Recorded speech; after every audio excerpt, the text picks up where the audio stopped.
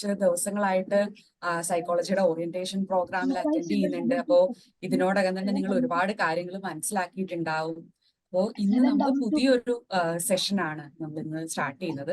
നിങ്ങൾ ഓരോരുത്തരും സൈക്കോളജി എടുത്തപ്പോൾ ഒരുപാട് അംബീഷൻസും അല്ലെങ്കിൽ ഒരുപാട് ആസ്പിറേഷൻസും ഒക്കെ ഉദ്ദേശിച്ചായിരിക്കും ഈ ഒരു സൈക്കോളജി ഒരു ഫീൽഡ് നിങ്ങൾ ചൂസ് ചെയ്തത്. അപ്പോൾ നിങ്ങൾ ഈ ഒരു സൈക്കോളജി ഫീൽഡിലേക്ക് കൂടുതൽ നോളജ് പ്രൊവൈഡ് ചെയ്യുന്നതിന് വേണ്ടിയിട്ടും അതേപോലെ നിങ്ങൾ ഇതുവരെ കേട്ടിട്ടും അറിഞ്ഞിട്ടും ഒന്നും ഇല്ലാത്ത കുറച്ച് സൈക്കോളജിക്കൽ ഫീൽഡിനെ പറ്റിയും അതേപോലെ വിവിധ ജോബ് ഓപ്പർച്യൂണിറ്റീസിനെ പറ്റിയൊക്കെ സംസാരിക്കുന്നതിന് വേണ്ടിയിട്ട് നമ്മുടെ കൂടെ മുഹമ്മദ് റിയാസ് സാർ ഉണ്ട്. സാർ ഒരു കരിയർ കൗൺസിലർ ആണ്. അതേപോലെ തന്നെ അദ്ദേഹം സൈക്കോളജി ഫീൽഡിലെ ഒരു സബ്ജക്ട് എക്സ്പേർട്ട് കൂടിയാണ്. അപ്പൊ ഞാൻ അദ്ദേഹത്തെ ക്ഷണിക്കുകയാണ്. Over to you sir. Good evening all. വലിയ സന്തോഷം നിങ്ങൾ എല്ലാ ആളുകളെയും ഈ ഒരു പ്ലാറ്റ്ഫോമിൽ കാണാൻ കഴിഞ്ഞതിൽ. പിന്നെ സൈക്കോളജിയുടെ വിവിധ കരിയർ മേഖലകളെ കുറിച്ചും മറ്റൊക്കെയാണ് നമ്മൾ ഡിസ്കസ് ചെയ്യുന്നത്.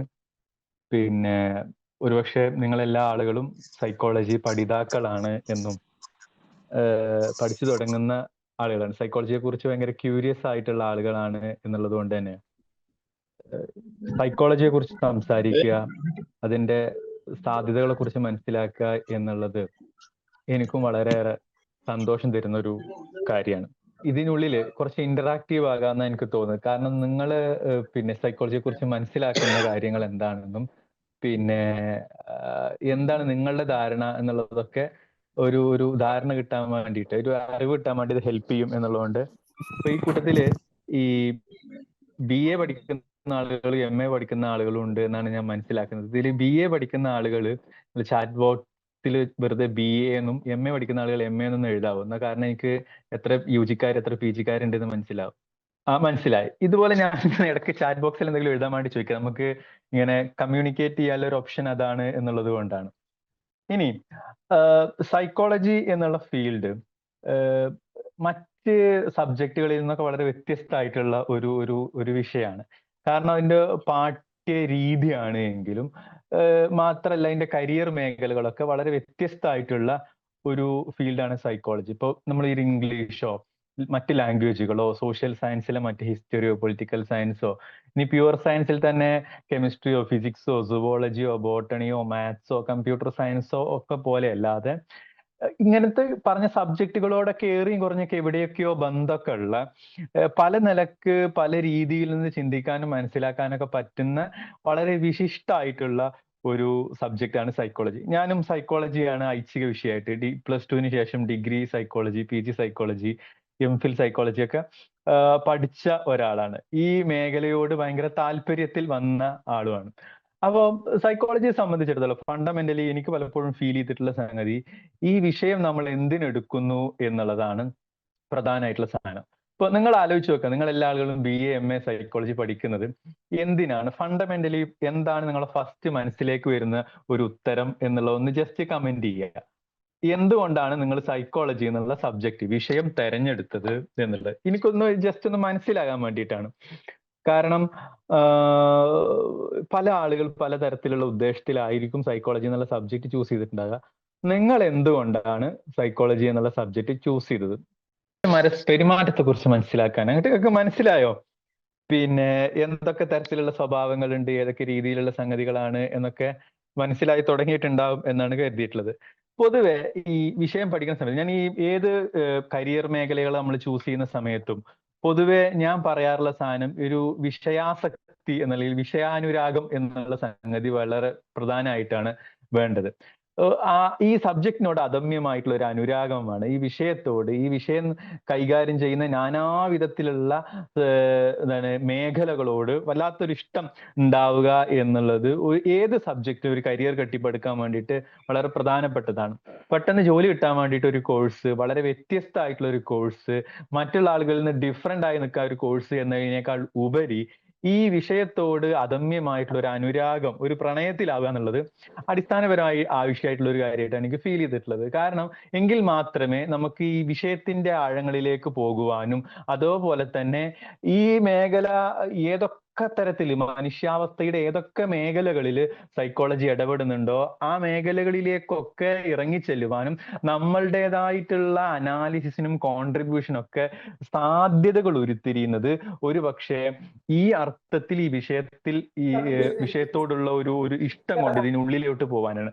സൈക്കോളജി ഒരു വളരെ പരന്നൊരു വിഷയമാണ്. പരന്ന വിഷയം എന്ന് പറഞ്ഞാൽ സൈക്കോളജി ഇടപെടാത്ത മേഖലകളില്ല എന്നുള്ളതാണ്. നമ്മൾ ഏത് തരത്തിലുള്ള മേഖല, ഇപ്പൊ വിദ്യാഭ്യാസം എന്നുള്ളൊരു മേഖല എടുത്തു കഴിച്ചാൽ എഡ്യൂക്കേഷണൽ സൈക്കോളജി എന്നുള്ള പ്രവിശാലമായ മേഖലകളുണ്ട്. ആളുകളുടെ പഠന പ്രക്രിയ എങ്ങനെ നടക്കുന്നു, മനുഷ്യൻ എങ്ങനെ ഓർമ്മിക്കുന്നു, മനുഷ്യരെങ്ങനെ വിവരങ്ങളെ പ്രോസസ് ചെയ്യുന്നു, പാഠ്യ പദ്ധതികൾ എങ്ങനെയാണ്, കുട്ടികളിലെ ബൗദ്ധികമായ വികാസങ്ങൾ എങ്ങനെ നടക്കുന്നു, ഇങ്ങനെ ഒരു വിദ്യാഭ്യാസ പ്രക്രിയയുടെ നാനാവിധ മേഖലകൾ ഇടുന്നുണ്ട്. ഇനി ആരോഗ്യ മേഖലകൾ എടുത്തു നോക്കിയാൽ മാനസിക ആരോഗ്യ പ്രശ്നങ്ങളെ കുറിച്ച്, മനുഷ്യൻ നേരിടുന്ന മാനസികപരമായിട്ടുള്ള നാനാവിധ ആരോഗ്യ പ്രശ്നങ്ങളെ കുറിച്ച്, ഇനി ശാരീരികമായ ആരോഗ്യം തന്നെ മനുഷ്യനിൽ ഉണ്ടാക്കുന്ന മാനസികമായ വ്യഥകളെ കുറിച്ച്, ജനിതകപരമായ രോഗങ്ങളെ കുറിച്ച്, അത് കുടുംബങ്ങളിൽ സംക്രമിക്കുമ്പോൾ ഉണ്ടാകുന്ന നാനാവിധ വിഹ്വലതകളെ കുറിച്ച്, ഇങ്ങനെ ആരോഗ്യ മേഖലയിൽ പബ്ലിക് ഹെൽത്ത് സെക്ടറിൽ വലിയ തോതിൽ സൈക്കോളജി ഇടപെടുന്നുണ്ട്.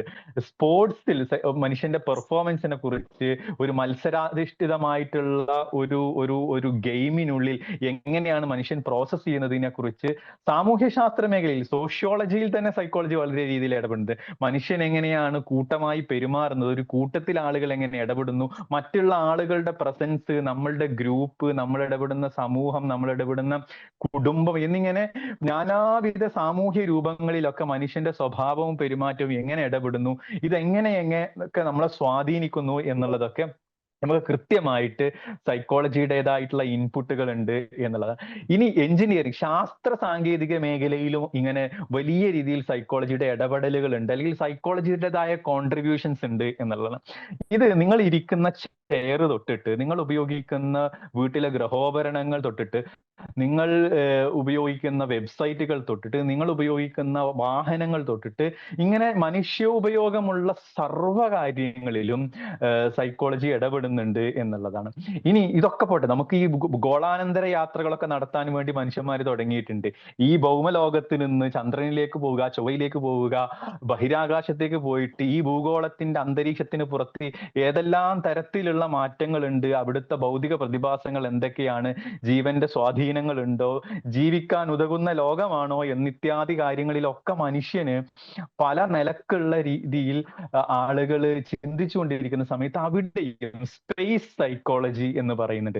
മനുഷ്യൻ ഗോളാനന്തര യാത്രകളൊക്കെ നടത്തുന്ന സമയത്ത് സ്പേസിലേക്കൊക്കെ പോകുമ്പോൾ അവിടെ മനുഷ്യൻ നേരിടുന്ന ആശങ്കകളെ, സംഘർഷങ്ങളെ, നാനാവിധ തരത്തിലുണ്ടാകുന്ന വൈകാരികമായിട്ടും ചിന്താപരമായിട്ടുള്ള പ്രശ്നങ്ങൾ എങ്ങനെ ഡീൽ ചെയ്യുന്നു എന്നുള്ള അർത്ഥത്തിലുള്ള ഒരു സൈക്കോളജി ഉണ്ട്. ഇങ്ങനെ മനുഷ്യൻ ഇടപെടുന്ന സമൂലമായിട്ടുള്ള എല്ലാ കാര്യങ്ങളിലും ഒരുപോലെ സൈക്കോളജി പ്രവർത്തിക്കുന്നു എന്നുള്ളിടത്താണ് ഈ വിഷയത്തെ മറ്റേത് വിഷയങ്ങളിൽ നിന്നും വിശിഷ്യമാക്കി തീർക്കുന്ന ഒരു ഒരു ഒരു ഒരു ഒരു പ്രവിശാലമായ ഒരു സബ്ജക്റ്റ് ആണ് എന്നുള്ളതാണ്. ആ അർത്ഥത്തിൽ സൈക്കോളജി നിങ്ങൾക്ക് ഇഷ്ടപ്പെടാൻ വേണ്ടി പറ്റണം എന്നുള്ളതാണ്. ഇത് കേവലമായിട്ട് ഏതാനും തരം മാനസിക അസുഖങ്ങളെ കുറിച്ച് പഠിക്കുകയോ, കുട്ടികളുടെ വികാസത്തെ കുറിച്ച് പഠിക്കുകയോ, അതല്ലെങ്കിൽ പലതരത്തിലുള്ള വൈകല്യങ്ങളെ കുറിച്ച് പഠിക്കുകയോ ചെയ്യുന്ന ഒരു കേവലപരമായിട്ടുള്ള ഒരു വിഷയമല്ല എന്നും, മനുഷ്യാവസ്ഥയുടെ നാനാവിധ കാര്യങ്ങളെ സംബന്ധിച്ച് വളരെ ആഴത്തിൽ പഠിക്കാൻ മാത്രം സ്പേസ് ഉള്ള ഒരു പ്രവിശാലതയുള്ള വിഷയമാണ് എന്നുള്ള അർത്ഥത്തിൽ ഈ വിഷയത്തോട് അനമ്യമായിട്ടുള്ള ഒരു അനുരാഗം ഉണ്ടാകുവാൻ നിങ്ങൾക്ക് കഴിയേണ്ടതുണ്ട് എന്നുള്ളതാണ്. ഇത് നമ്മളെ കോമൺ സെൻസിനും അപ്പുറത്തുള്ള ഒരു സംഗതിയാണ്. ഇപ്പോ പിന്നെ നമ്മളുടെ സ്വാഭാവികമായ ചിന്തയിൽ നിന്ന് ഉരുത്തിരിയുന്ന ചില സാമാന്യ ബോധങ്ങളൊക്കെ ഉണ്ട്. വീട്ടിൽ ആരാണ് കൂടുതൽ ദേഷ്യപ്പെടുക എന്നുള്ള സംഗതി, മിണ്ടാപ്പൂച്ച കലമടക്കുവോ എന്നുള്ള സംഗതി, ഇങ്ങനെ നമ്മളുടെ കോമൺ സെൻസിനപ്പുറത്തേക്ക് ശാസ്ത്രീയമായ ഇത്തരം മേഖലകളിലെ കോൺട്രിബ്യൂഷൻസ് എങ്ങനെയാണ്, കുട്ടികൾ തല്ലിയാലാണോ പഠിക്കുക എന്നുള്ള സംഗതി, ഭക്ഷണം കഴിക്കാൻ വേണ്ടി കുട്ടിയെ നിർബന്ധിക്കേണ്ടതുണ്ടോ എന്നുള്ള സംഗതി, ശമ്പളം കൂട്ടിക്കൊടുത്തു കഴിഞ്ഞാൽ ജോലിക്കാർ കൂടുതൽ പെർഫോം ചെയ്യുമോ എന്നുള്ള സംഗതി, കുട്ടിയുടെ കരിയറിനെ നിർണ്ണയിക്കുന്നത് കുട്ടിയുടെ അഭിരുചിക്ക് അനുസരിച്ചിട്ടാണോ അതോ കോഴ്സിന്റെ സ്കോപ്പിനനുസരിച്ചിട്ടാണോ, ഇങ്ങനെ നമ്മളെ ദൈനംദിന ജീവിതത്തിൽ നേരിടുന്ന പലതരത്തിലുള്ള തീരുമാനങ്ങൾ എടുക്കൽ, പലതരം പ്രശ്നങ്ങളെയൊക്കെ നമ്മൾ നിർദ്ധാരണം ചെയ്യേണ്ടത് ഒരു സൈക്കോളജിസ്റ്റിൻ്റെതായിട്ടുള്ള ലെൻസിലൂടെയാണ് എന്നുള്ളതാണ്. നിങ്ങളെ കാഴ്ചപ്പാടുകളെ, ചിന്തകളെ, തീരുമാനങ്ങളെ ഒക്കെ വലിയ രീതിയിൽ സ്വാധീനിക്കാൻ മാത്രം സൈക്കോളജിയുടെ ഈ വിഷയത്തിന്റെ ഒരു ഗരിമക്ക്, അതിന്റെ ഒരു പ്രവിശാലമായ പ്രപഞ്ചത്തിന് കഴിയും എന്നുള്ള അർത്ഥത്തിൽ സൈക്കോളജി ഈ അർത്ഥത്തിൽ ഇഷ്ടപ്പെടാനും അതിന്റെ ആശയങ്ങള്, തിയറികള്, അതിന്റെ പഠനങ്ങള്, ഗവേഷണങ്ങളുടെ ഒക്കെ ഉപയോഗിക്കാനൊക്കെ ഉള്ള ഒരു ഇഷ്ടം ഒരു കേവലപരമായ ഒരു വിഷയം എന്നതിനേക്കാൾ ഉപരി സബ്ജക്റ്റിനോടുണ്ട് എന്നുള്ളതാണ്. പൊതുവെ നമ്മൾ സ്കൂളിൽ പഠിച്ച കാര്യങ്ങളൊന്നും ജീവിതത്തിൽ പ്രയോഗിക്കൂല എന്നൊക്കെ ഒരു വെറുതെ ഒരു വർത്തമാനം, എന്താണ് ഒരു സ്മോൾ ടോക്ക് എന്നുള്ള അർത്ഥത്തിലൊക്കെ നമ്മൾ സംസാരിക്കാറുണ്ട്. ഈ A+B² എന്നൊക്കെ പറഞ്ഞിട്ട് നമ്മൾ പഠിച്ച കാര്യങ്ങളൊക്കെ എങ്ങനെയാണ് ജീവിതത്തിൽ ഇതാക്കിയത്, പൈതഗോറസ് സിദ്ധാന്തം ജീവിതത്തിൽ സ്വാധീനിച്ചിട്ടുണ്ടോ, ഇങ്ങനെയൊക്കെ പല നിലക്കുള്ള കാര്യങ്ങൾ നമ്മൾ ചർച്ച ചെയ്യാറുണ്ട്. പക്ഷെ സൈക്കോളജി അങ്ങനെയല്ല. സൈക്കോളജി പഠിക്കുന്നതൊക്കെ നിങ്ങളുടെ ജീവിതത്തിൽ ഏറിയും കുറഞ്ഞൊക്കെ സ്വാധീനം ചെലുത്താനുള്ള സാധ്യതയുണ്ട്. നമ്മുടെ ജീവിതത്തെ വലിയ രീതിയിൽ മെച്ചപ്പെടുത്താൻ ഈ വിഷയത്തിന് പറ്റും എന്നുള്ളതാണ്. നമ്മളെ മാത്രം മെച്ചപ്പെടുത്താനല്ല, നമ്മളെ ചുറ്റുമുള്ളവരെ മെച്ചപ്പെടുത്താൻ വേണ്ടിയിട്ടും പറ്റും എന്നുള്ളതാണ്. ഞാൻ ഈ മൊത്തത്തിലുള്ള നമ്മളെ സംസാരത്തെ രണ്ടായിട്ട് വ്യവച്ഛേദിച്ചിട്ടുണ്ട്. ഞാൻ വളരെ കുറഞ്ഞ സമയം സംസാരിക്കുകയും കൂടുതൽ സമയം നിങ്ങളുടെ ഉള്ളിലുള്ള സംശയങ്ങൾക്കും അതുപോലെ തന്നെ നിങ്ങളുടേതായ അഭിപ്രായങ്ങൾക്കൊക്കെ സമയം കൊടുക്കുക എന്നുള്ള അർത്ഥത്തിലാണ് ഞാൻ ഇതിനെ കാണുന്നത്. ഇപ്പൊ ഒന്നാമത് ഒരു സൈക്കോളജി എന്നുള്ള മേഖലയിലേക്ക് പിച്ച വെച്ച് തുടങ്ങുന്ന ആളുകൾ എന്നുള്ള അർത്ഥത്തിൽ, പിച്ച വെച്ച് തുടങ്ങുക എന്നുള്ള അർത്ഥത്തിൽ ഞാൻ ഈ സ്ക്രീനിൽ കാണുന്ന ആളുകൾ എൻ്റെ പ്രായത്തിലുള്ള ആളുകളും എൻ്റെ പ്രായത്തിനേക്കാൾ മുകളിലുള്ള ആളുകളും എൻ്റെ പ്രായത്തിൽ കുറഞ്ഞ ആളുകളൊക്കെ ഉണ്ട്. ഇതൊരു വലിയൊരു ഹെട്രോജീനിയസ് ഗ്രൂപ്പാണ്, ബഹുസ്വരമാണ് നമ്മുടെ ഗ്രൂപ്പ്. അപ്പൊ അതുകൊണ്ട് പല അർത്ഥത്തിലും ഒരു സൈക്കോളജിസ്റ്റ് എന്നുള്ള അർത്ഥത്തിൽ, ഒരു സൈക്കോളജി പഠിതാവ് എന്നുള്ള അർത്ഥത്തിൽ എങ്ങനെയൊക്കെയാണ് നമ്മളുടെ ദൈനംദിന ജീവിതത്തെയും പാഠ്യ രീതികളെയും ഒക്കെ നോക്കിക്കാണേണ്ടത് എന്നുള്ള അർത്ഥത്തിലാണ്. ഒന്ന് വളരെ പ്രധാനമായിട്ട് എനിക്ക് തോന്നിയിട്ടുള്ളത്, ഒരു നല്ല സൈക്കോളജിസ്റ്റ് ആരാണ് എന്ന് എൻ്റെ ചുറ്റുപാടുള്ള പലതരം സൈക്കോളജിസ്റ്റുകളെ ഞാൻ ഒബ്സർവ് ചെയ്തതിൽ നിന്ന് മനസ്സിലായിട്ടുള്ളത്, ഒന്ന്, ഒരു നല്ല സൈക്കോളജിസ്റ്റ് ആളുകളോട് അർത്ഥപൂർണമായി ആശയവിനിമയം ചെയ്യുന്ന ആളാണ് എന്നുള്ളതാണ്. ഇങ്ങനെ ഒരു കാര്യം വളരെ പ്രധാനപ്പെട്ടാണ്. നിങ്ങൾ ആരോട് സംസാരിക്കുക, അത് വീട്ടിലുള്ള അംഗങ്ങളാവാം, നിങ്ങളുടെ പാർട്ട്ണർ ആവാം, മക്കളാവാം, അയൽപക്കത്തുള്ള ആളുകളോ കസിൻസോ ആവാം, ഒട്ടും പരിചയമില്ലാത്ത ആളുകളാണ്, നമ്മളുടെ സോഷ്യൽ മീഡിയ വാളുകളിൽ നമ്മൾ ഇന്നോളം കാണാത്ത ആളുകളാവാം, ഇങ്ങനെയുള്ള ആളുകളൊക്കെ ഉണ്ട് എങ്കിലും ഈ ആളുകളോട്ടൊക്കെ അർത്ഥപൂർണമായ ആശയവിനിമയം നടത്താനുള്ള ഒരു ശ്രമം നടത്തുന്ന ആളുകൾ ഒരുപക്ഷെ നല്ല സൈക്കോളജിസ്റ്റുകളായിരിക്കും എന്ന് എനിക്ക് തോന്നിയിട്ടുണ്ട്. അപ്പൊ ആർഗ്യുമെന്റേറ്റീവ് ആയിട്ടല്ല ഞാൻ പറഞ്ഞത്, നിരന്തരം തർക്കിക്കുന്ന ആളുകൾ എന്നുള്ള അർത്ഥത്തിലല്ല, സ്മോൾ ടോക്ക് നടത്തുന്ന ആളുകൾ എന്നുള്ള അർത്ഥത്തിലല്ല, വെറുതെ ഇങ്ങനെ എന്താണ് ഒരു വിടുവായിത്തം പറയുന്ന പോലെ സംസാരിക്കുക എന്നുള്ളതല്ല, അർത്ഥപൂർണമായി കാര്യങ്ങളെ ചർച്ച ചെയ്യാനും സംസാരിക്കുവാനും ആ സംസാരത്തിലൂടെ തന്നെ ഒരു ആശയത്തെ പ്രതിഫലിപ്പിക്കുവാനും മാനസികമായിട്ടുള്ള ഒരു സമാശ്വാസം നൽകുവാനൊക്കെ കഴിയുന്ന അർത്ഥത്തിൽ ഈ അർത്ഥപൂർണത എന്നുള്ളത് കൊണ്ട് ഒരു സംഭാഷണം നിങ്ങൾ അവസാനിപ്പിക്കുമ്പോൾ എവിടെയാണ് നിങ്ങൾ ഒരു കുത്തിട്ട് നിർത്തുന്നത്, ആ കുത്തിട്ട് നിർത്തുന്നതിനപ്പുറത്തേക്ക് ഒരു ദീർഘനിശ്വാസം എടുക്കുവാനും അതിൽ നിന്ന് വളരെ റിഫ്ലക്റ്റീവായിട്ട് നിങ്ങൾക്ക് ചിന്തിക്കുവാനും ഒക്കെ പറ്റുന്ന അർത്ഥത്തിലുള്ള ഒരു നല്ല മീനിങ് ഫുൾ കമ്മ്യൂണിക്കേഷൻ ഉണ്ടാവുക എന്നുള്ളത് നല്ലതാണ്. പൊതുവെ സൈക്കോളജി പഠിക്കുന്ന ആളുകൾ, ഞാനൊക്കെ സൈക്കോളജിക്ക് ജോയിൻ ചെയ്യുന്ന സമയത്ത് വലിയ യൂണിവേഴ്സിറ്റി കോളേജുകളിലൊക്കെ പഠിക്കുമ്പോൾ സൈക്കോളജി പഠിക്കുന്ന കുട്ടികളെ ഒരു വിശിഷ്യായി കാണുന്നത് അവർ സൈക്കോളജിസ്റ്റുകളാണ്, ആരോടും മിണ്ടാത്ത തരത്തിലുള്ള ആളുകളാണ്, ഈ ഗഹനമായി ചുറ്റുപാടുള്ള ആളുകൾ ഇങ്ങനെ നിഗൂഢമായി നോക്കുന്ന തരത്തിലുള്ള ആളുകളാണ് എന്നൊക്കെ ഞാൻ പറഞ്ഞു കേൾക്കാറുണ്ട്. എന്ന് പറഞ്ഞു കഴിഞ്ഞാൽ പൊതുവെ ആളുകളോട് സംസാരിക്കാനും ഇടപഴകാനൊക്കെ ഒരു വിമുഖത സൈക്കോളജി പഠിക്കുന്ന ആളുകൾക്ക് ഉണ്ട്. ഇതൊരു ഒരുപക്ഷെ ഒരു ഫാൾസ് ജനറലൈസേഷൻ ആയിരിക്കും, ഒരു തെറ്റായ സാമാന്യവൽക്കരണം ആയിരിക്കും. പക്ഷെ പൊതുവിൽ നമ്മൾ ഈ സംഭാഷണങ്ങൾക്ക്, അർത്ഥപൂർണ്ണ അർത്ഥപൂർണമായ സംഭാഷണങ്ങൾക്ക് ഇടമൊരുക്കുക എന്നുള്ളത് നല്ല കാര്യമാണ്. ഇടിച്ചു കയറി സംസാരിക്കണം എന്നൊന്നല്ല ഈ പറഞ്ഞതിന്റെ അർത്ഥം. പക്ഷെ നിങ്ങൾക്ക് നല്ല അർത്ഥപൂർണമായ സംഭാഷണങ്ങൾക്കും ആശയവിനിമയങ്ങൾക്കും സാധ്യമാകുന്ന പരമാവധി അവസരങ്ങളെ വളരെ നയപരമായിട്ട് അതിൽ ഇടപഴകുവാനും ഉപയോഗപ്പെടുത്തുവാനുമുള്ള ഒരു ശ്രമം നമ്മളുടെ ഭാഗത്തു നിന്ന് വേണം. ഇങ്ങനെ സംഭാഷണങ്ങളിൽ നിന്നും ഇത്തരം അവസരങ്ങളിൽ നിന്നും ഒതുങ്ങിക്കൂടികളായിട്ട് ജീവിക്കുക എന്നുള്ളത് അത്ര ഭൂഷണായിട്ടുള്ള കാര്യമല്ല എന്നാണ് തോന്നിയിട്ടുള്ളത്. ഇതിനർത്ഥം നിങ്ങളെല്ലാ ആളുകളും എക്സ്ട്രോവേർട്ടുകളാവണം എന്നില്ല. ഇതിൽ വളരെ അന്തർമുഖത്തുള്ള ആളുകൾ ഉണ്ടാകും. അന്തർമുഖത്തുള്ള ആളുകൾക്ക് വളരെ ലിമിറ്റഡ് ആയിട്ടുള്ള നെറ്റ്വർക്ക് ഉണ്ട് എങ്കിലും ആ നെറ്റ്വർക്കിനുള്ളിൽ പോലും വളരെ അർത്ഥപൂർണമായ കമ്മ്യൂണിക്കേഷന് വലിയ രീതിയിലുള്ള സാധ്യതകൾ ഉണ്ട് എന്നുള്ളതാണ്. ഇനി അടുത്തത്, ഞാൻ ഇഗ്നോയിൽ ഡിസ്റ്റൻസ് ആയി പഠിക്കുന്ന ആളുകളോടാണ് സംസാരിക്കാറുള്ളത്. ഇനി ഡിസ്റ്റൻസ് ആയി പഠിക്കുന്ന ആളുകൾ ഒരുപക്ഷെ പലതരം അപകർഷതകൾ നേരിടുന്നതായിട്ട് എനിക്ക് പലപ്പോഴും തോന്നിയിട്ടുണ്ട്. ഈ കൂട്ടത്തിൽ എല്ലാ ആളുകളും അപകർഷതാബോധമുള്ള ആളുകളാണ് എന്നർത്ഥത്തിലല്ല ഞാൻ പറയുന്നത്.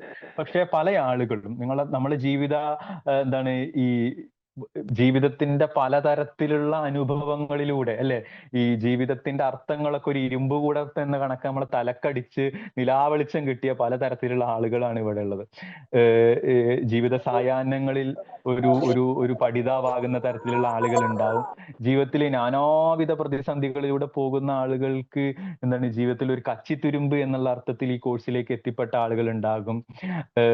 സ്വന്തം നിലയ്ക്ക് ജീവിതത്തെ വഴിവെട്ടാൻ വേണ്ടിയിട്ട് ഈ കോഴ്സിലേക്ക് എത്തിയ ആളുകൾ ഉണ്ടാകും.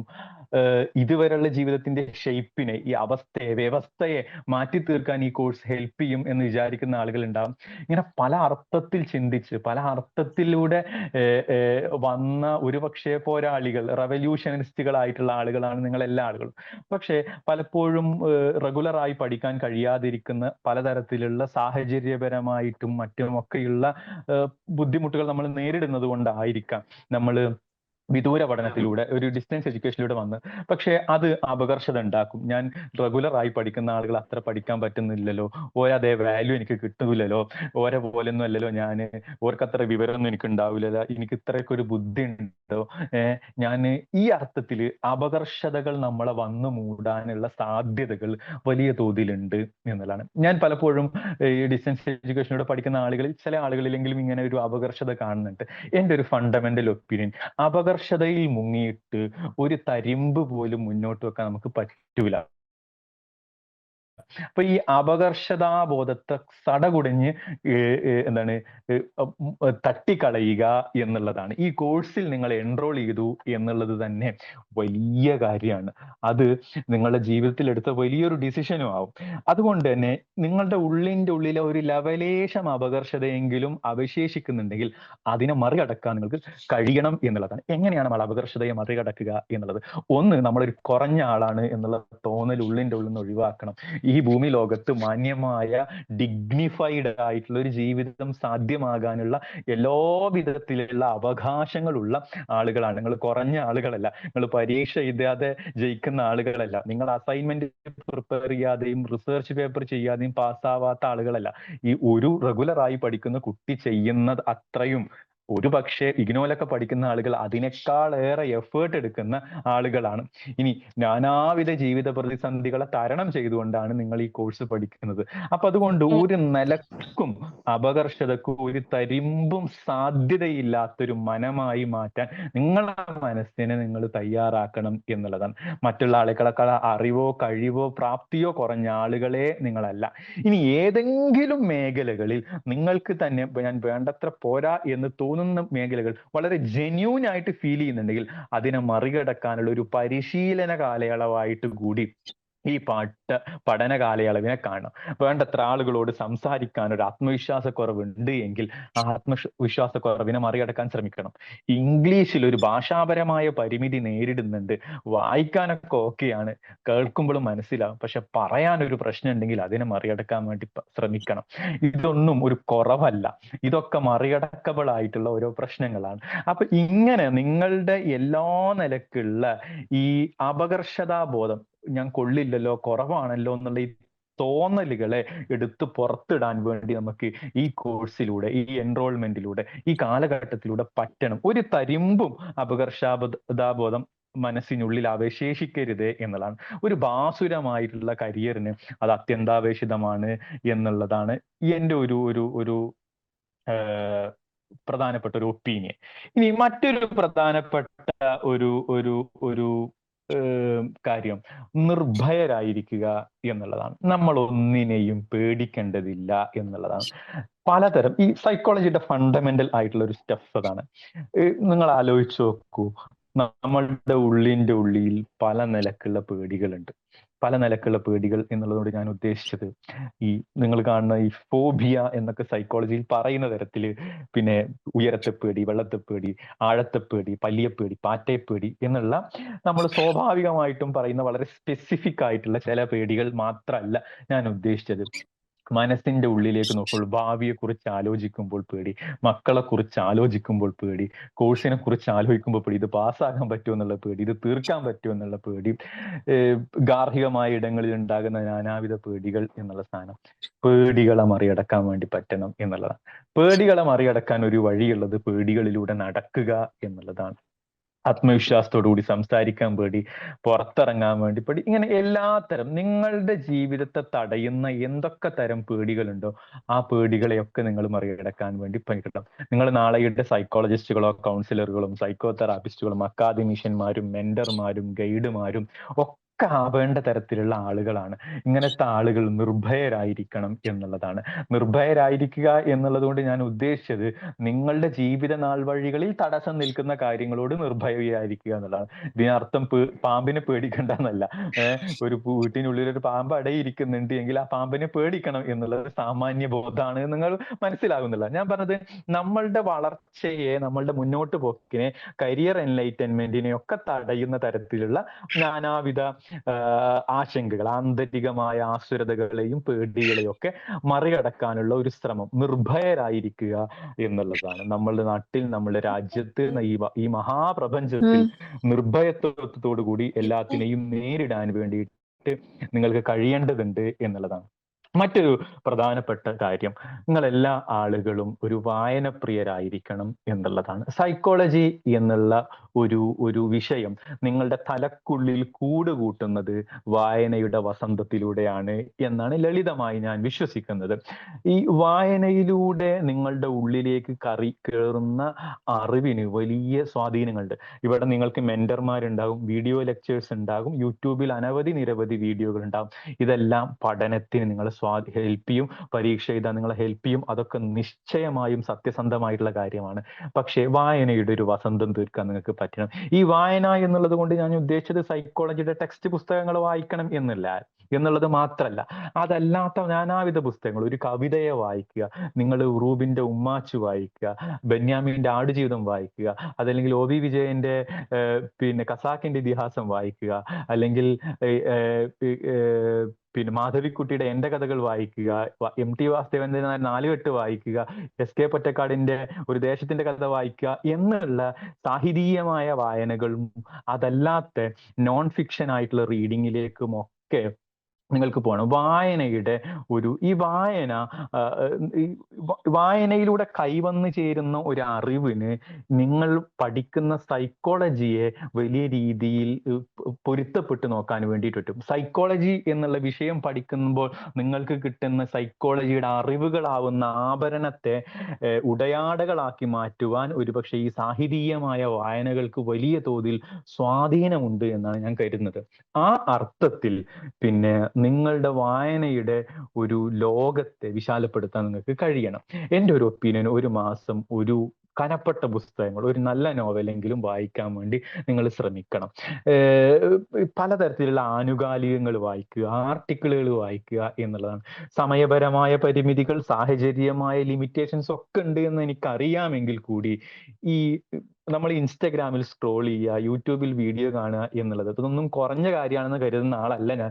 പക്ഷെ അതോടൊപ്പം തന്നെ നമുക്ക് ചെയ്യാവുന്ന ഒരു കാര്യമാണ് പുസ്തകങ്ങളെ വായിക്കുക എന്നുള്ളതാണ്.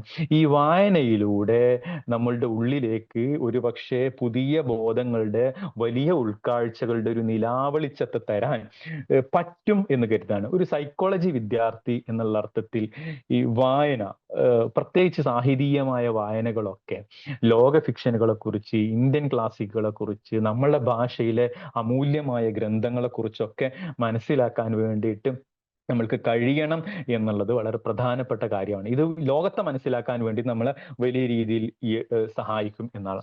ഇതൊക്കെ ഞാൻ പറഞ്ഞത് നമ്മൾക്ക് കിട്ടേണ്ട ഇൻപുട്ടുകളാണ്. ഇനി നമ്മൾ നൽകേണ്ട ഔട്ട്പുട്ടുകൾ എന്ന് പറഞ്ഞാൽ, നിങ്ങൾക്ക് ഈ സമൂഹത്തിന് ഒരുപാട് കാര്യം ചെയ്യാൻ വേണ്ടി പറ്റും. നിങ്ങളുടെ അടുത്ത് വന്ന് വിഷമം പറയുന്ന ഒരാൾക്ക് അയാളുടെ തീരാത്ത ദുഃഖത്തിന് നിങ്ങൾക്ക് ഒരു കാതാവാൻ പറ്റും. അയാളുടെ എന്താണ് ഒരു അണമുറിയാത്ത ഒരു വേദനകൾക്ക്, അതല്ലെങ്കിൽ കത്തിജ്വലിക്കുന്ന ഹൃദയത്തിലേക്ക് നിങ്ങളുടെ വാക്കുകൾ ഒരു ജലസ്പർശമായിട്ട് വന്നേക്കാം.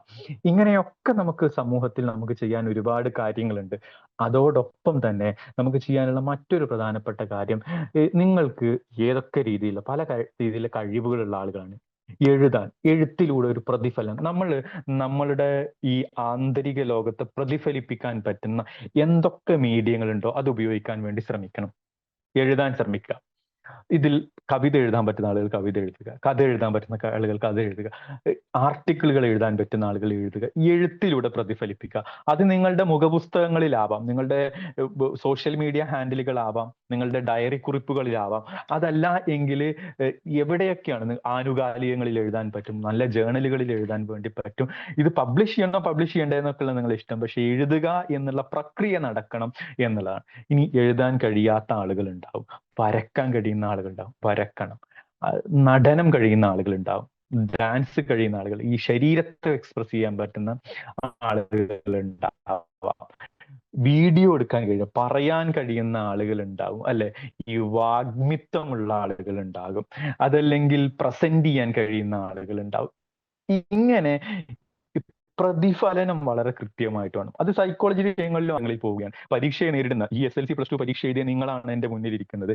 ഇങ്ങനെയുള്ള കുട്ടികളോട് നിങ്ങൾക്കൊരു 4 ഉപദേശം കൊടുക്കാനുണ്ടോ, അല്ലെങ്കിൽ ഇവർക്ക് മനസ്സിലാക്കാൻ വേണ്ടി 10 ടിപ്പ് കൊടുക്കാനുണ്ടോ? അത് എഴുതാൻ നോക്കാലോ. ഇങ്ങനെ, അല്ലെങ്കിൽ അത് പറയാം, അതൊരു റീലാക്കാനോ അതൊരു വീഡിയോ ആക്കാനോ ഒക്കെ പറ്റുമല്ലോ. ഇങ്ങനെ നിങ്ങൾ പഠിക്കുന്ന അറിവ്, നിങ്ങൾ ഉൾക്കൊള്ളുന്ന വിജ്ഞാനത്തെ പ്രതിഫലിപ്പിക്കാനുള്ള ഒരു ഇടം ഉണ്ടാവണം. ആ പ്രതിഫലനം വളരെ പ്രധാനപ്പെട്ട ഒരു കാര്യമാണ് എന്നാണ് ഞാൻ മനസ്സിലാക്കുന്നത്. മറ്റൊരു പ്രധാനപ്പെട്ട കാര്യം, ഇവിടെ നിങ്ങൾക്ക് മെന്റർമാരുണ്ട്, സിലബസുകളുണ്ട്, പരീക്ഷകളുണ്ട്, അസൈൻമെന്റുകളുണ്ട്, ഒക്കെ ഉണ്ട്. ഇതിനപ്പുറത്തേക്കും നിങ്ങളുടെ ഒരു അറിവിന്റെ മേഖലയെ വിസ്തൃതപ്പെടുത്താൻ വേണ്ടിയിട്ട് നിങ്ങൾക്ക് പറ്റാം. സമകാലിക സാമൂഹിക രാഷ്ട്രീയ പ്രശ്നങ്ങളെ മനഃശാസ്ത്രപരമായിട്ടുള്ള ഒരു ലെൻസിലൂടെ കാണാൻ നിങ്ങൾക്ക് പറ്റണം. നിങ്ങളുടെ വീട്ടകങ്ങളിൽ ഉണ്ടാകുന്ന ഗാർഹിക പ്രശ്നങ്ങൾ, നിങ്ങളുടെ സ്പൗസ്, നിങ്ങളുടെ പങ്കാളി, നിങ്ങളുടെ മക്കൾ, നിങ്ങളുടെ പാരൻസ്, സിബ്ലിങ്സ്, ഇവര് തമ്മിലുള്ള വൈകാരിക ബന്ധത്തിന്റെ ഇഴയടുപ്പങ്ങളെ കുറിച്ച്, അതിൻ്റെ ഓരോ ആളുകളുടെയും പെരുമാറ്റത്തിന്റെ മൂലകാരണങ്ങളെ കുറിച്ചൊക്കെ ഒരു ഒരു ഒരു ജിജ്ഞാസയോടുകൂടി മനസ്സിലാക്കുവാനും അതിൽ നിങ്ങൾക്കാകാവുന്ന രീതിയിലുള്ള ഇടപെടലുകൾ നടത്തുവാനും ഒക്കെയുള്ള നിങ്ങളുടെ ഈ അറിവിനെ നിങ്ങൾ പുറത്തുള്ള നിങ്ങളുടെ ഇടങ്ങളിൽ എക്സിബിറ്റ് ചെയ്യാൻ, പ്രദർശിപ്പിക്കാൻ പറ്റുന്ന സ്ഥലങ്ങളിലൊക്കെ അതിനെ ഉപയോഗപ്പെടുത്തണം എന്നാണ് എനിക്ക് ആമുഖമായി ഉണർത്താനുള്ളത്. ഇനി അടുത്തൊരു സെഗ്മെന്റ് എന്ന് പറയുന്നത്, ഈ സൈക്കോളജി എന്നുള്ള വിഷയം പഠിച്ചിട്ട് നിങ്ങൾക്ക് ഏതൊക്കെ മേഖലയിൽ തൊഴിൽ എന്നുള്ള അർത്ഥത്തിൽ മുന്നോട്ട് പോകാൻ വേണ്ടി പറ്റും എന്നുള്ളതാണ്. അതിൽ നിങ്ങളുടെ ധാരണയെ കൂടി ഒന്ന് മനസ്സിലാക്കിയിട്ട് ഞാൻ സംസാരിക്കുക എന്നുള്ളതാണ്. അപ്പൊ എൻ്റെ അടുത്ത ചോദ്യം, സൈക്കോളജിയിൽ BA MA ഒക്കെ പഠിക്കുന്ന നിങ്ങൾ സൈക്കോളജി എന്നുള്ള മേഖലയിൽ, സൈക്കോളജി എന്നുള്ള വിഷയത്തിന്റെ വിസ്തൃതമായ സാഹചര്യങ്ങളിൽ എന്താവാനാണ് നിങ്ങൾ ആഗ്രഹിക്കുന്നത് എന്നൊന്ന് ചാറ്റ് ബോക്സിൽ ടൈപ്പ് ചെയ്യാവോ? ഒരു സൈക്കോളജി പഠിക്കുന്നതിലൂടെ നിങ്ങൾ എന്താവാനാണ് ആഗ്രഹിക്കുന്നത്? Educational councillor, psychologist. Very good, very good. Students councillor, educational psychology, psychologist. Okay, very good, very good. Okay, ഇനി അടുത്തത്, സൈക്കോളജി പഠിച്ചാൽ എന്തൊക്കെ ആവാൻ വേണ്ടിയിട്ട് പറ്റും? ഓക്കെ, ഒരുപാട് ആളുകൾ പറയുന്നുണ്ട് സൈക്കോളജിസ്റ്റ്. ഗുഡ്. ഞാൻ സൈക്കോളജിയുടെ ഒരു കരിയർ മേഖലകളെ കുറിച്ച് ഒന്ന് പറഞ്ഞിട്ട് പിന്നീട് നമുക്ക് Q&Aയിലേക്ക്, നിങ്ങളുടെ സംശയങ്ങളിലേക്കോ അഭിപ്രായങ്ങളിലേക്കോ പോകാം എന്നുള്ളതാണ്. ഈ സൈക്കോളജിയിൽ BA പഠിക്കുന്ന ആളുകളാണെങ്കിലും MA പഠിക്കുന്ന ആളുകളാണെങ്കിലും അടിസ്ഥാനപരമായ ഒരു കാര്യം മനസ്സിലാക്കേണ്ടത്, സൈക്കോളജി എന്നുള്ള ഈ പ്രൊഫഷനിൽ ഒരു സ്റ്റാൻഡേർഡൈസ്ഡ് ആയിട്ടുള്ള ഒരു കരിയറിന് ഒരു മാസ്റ്റേഴ്സ് അനിവാര്യമാണ്. ഇപ്പൊ MA പഠിക്കുന്ന ആളുകൾ MA കഴിയുന്നതിലൂടെ എത്തിച്ചേരും. BA പഠിക്കുന്ന ആളുകൾ ഉള്ളിന്റെ ഉള്ളിൽ ഒരു MA കൂടി അല്ലെങ്കിൽ ഒരു മാസ്റ്റേഴ്സ് കൂടി പഠിക്കേണ്ടതുണ്ട് എന്ന് ഉള്ളിന്റെ ഉള്ളിൽ കരുതുക. അതാണ് ഫണ്ടമെന്റലി എനിക്ക് പറയാനുള്ളത്. ഒന്ന്, ക്ലിനിക്കൽ സൈക്കോളജി എന്നുള്ളതാണ്. പൊതുവെ സൈക്കോളജി പഠിക്കുന്ന ആളുകളിൽ വലിയ ശതമാനം ആളുകളും ഉള്ളിന്റെ ഉള്ളിൽ സൈക്കോളജി പഠിക്കുമ്പോൾ കരുതുന്നത് സൈക്കോളജിസ്റ്റ് എന്ന് പറഞ്ഞാൽ തന്നെ നാട്ടിൽ ആരാന്ന് ചോദിച്ചു കഴിഞ്ഞാൽ പ്രാന്തന്മാരെ ചികിത്സിക്കുന്ന ആളാണ്, ഈ മാനസിക രോഗികളെ ചികിത്സിക്കുന്ന ആളാണ് എന്നുള്ള ചികിത്സകൻ എന്ന് പറയുന്നത്. അയാളാണ് ക്ലിനിക്കൽ സൈക്കോളജിസ്റ്റ് എന്ന് പറയുന്നത്. ഇങ്ങനെ മാനസിക രോഗങ്ങളെ ഒരു മെന്റൽ ഹെൽത്ത് ഹോസ്പിറ്റലിലോ മെന്റൽ ഹെൽത്ത് കെയർ സെന്ററിലോ ഒക്കെ പോയിട്ട് ഇവരെ കണ്ട് കൃത്യമായിട്ട് പിന്നെ രോഗനിർണയം നടത്തി ചികിത്സ നടത്തുന്ന ആളുകളെ ക്ലിനിക്കൽ സൈക്കോളജിസ്റ്റ് എന്ന് പറയുന്നത്. ഒരു ക്ലിനിക്കൽ സൈക്കോളജിസ്റ്റ് ആവാന് പലതരത്തിലുള്ള യോഗ്യതകളാണ് നമ്മുടെ നാട്ടിലുള്ളത്. നിലവിൽ ഈ മേഖലയിൽ ഒരുപാട് അപ്ഡേറ്റ്സ് നടക്കുന്ന ഒരു സമയമാണ് നമ്മളിപ്പോൾ കടന്നു പോകുന്നത്. അപ്പൊ എന്തായാലും അടിസ്ഥാനപരമായി സൈക്കോളജിയിൽ ഒരു മാസ്റ്റേഴ്സിന് ശേഷം ക്ലിനിക്കൽ സൈക്കോളജിസ്റ്റ് ആവാൻ സ്പെഷ്യലൈസ് ചെയ്യാൻ നമ്മുടെ നാട്ടിൽ ക്ലിനിക്കൽ സൈക്കോളജിസ്റ്റിന് ലൈസൻസ് കൊടുക്കുന്ന ഒരു authority rehabilitation council of India ആണ്, RCI ആണ്. അവര് 3 തരത്തിലുള്ള കോഴ്സുകൾ കൊടുക്കുന്നുണ്ട്. MPhil clinical psychology, professional diploma in clinical psychology, PsyD എന്ന് പറഞ്ഞ 3 പ്രോഗ്രാമുകൾ ഉണ്ട്. ഈ പ്രോഗ്രാമിൽ MPhil ആണ് ഏറ്റവും പോപ്പുലർ ആയ പ്രോഗ്രാം. ആ പ്രോഗ്രാമുകൾ ചിലപ്പോൾ ഈ നിലവിലുണ്ട്, പക്ഷെ MPhil നിർത്തലാക്കാൻ വേണ്ടി പുതിയ എഡ്യൂക്കേഷൻ പോളിസിയുടെ വെളിച്ചത്തിൽ നിർത്തലാക്കാൻ വേണ്ടി UGC തീരുമാനിച്ചിട്ടുണ്ട്.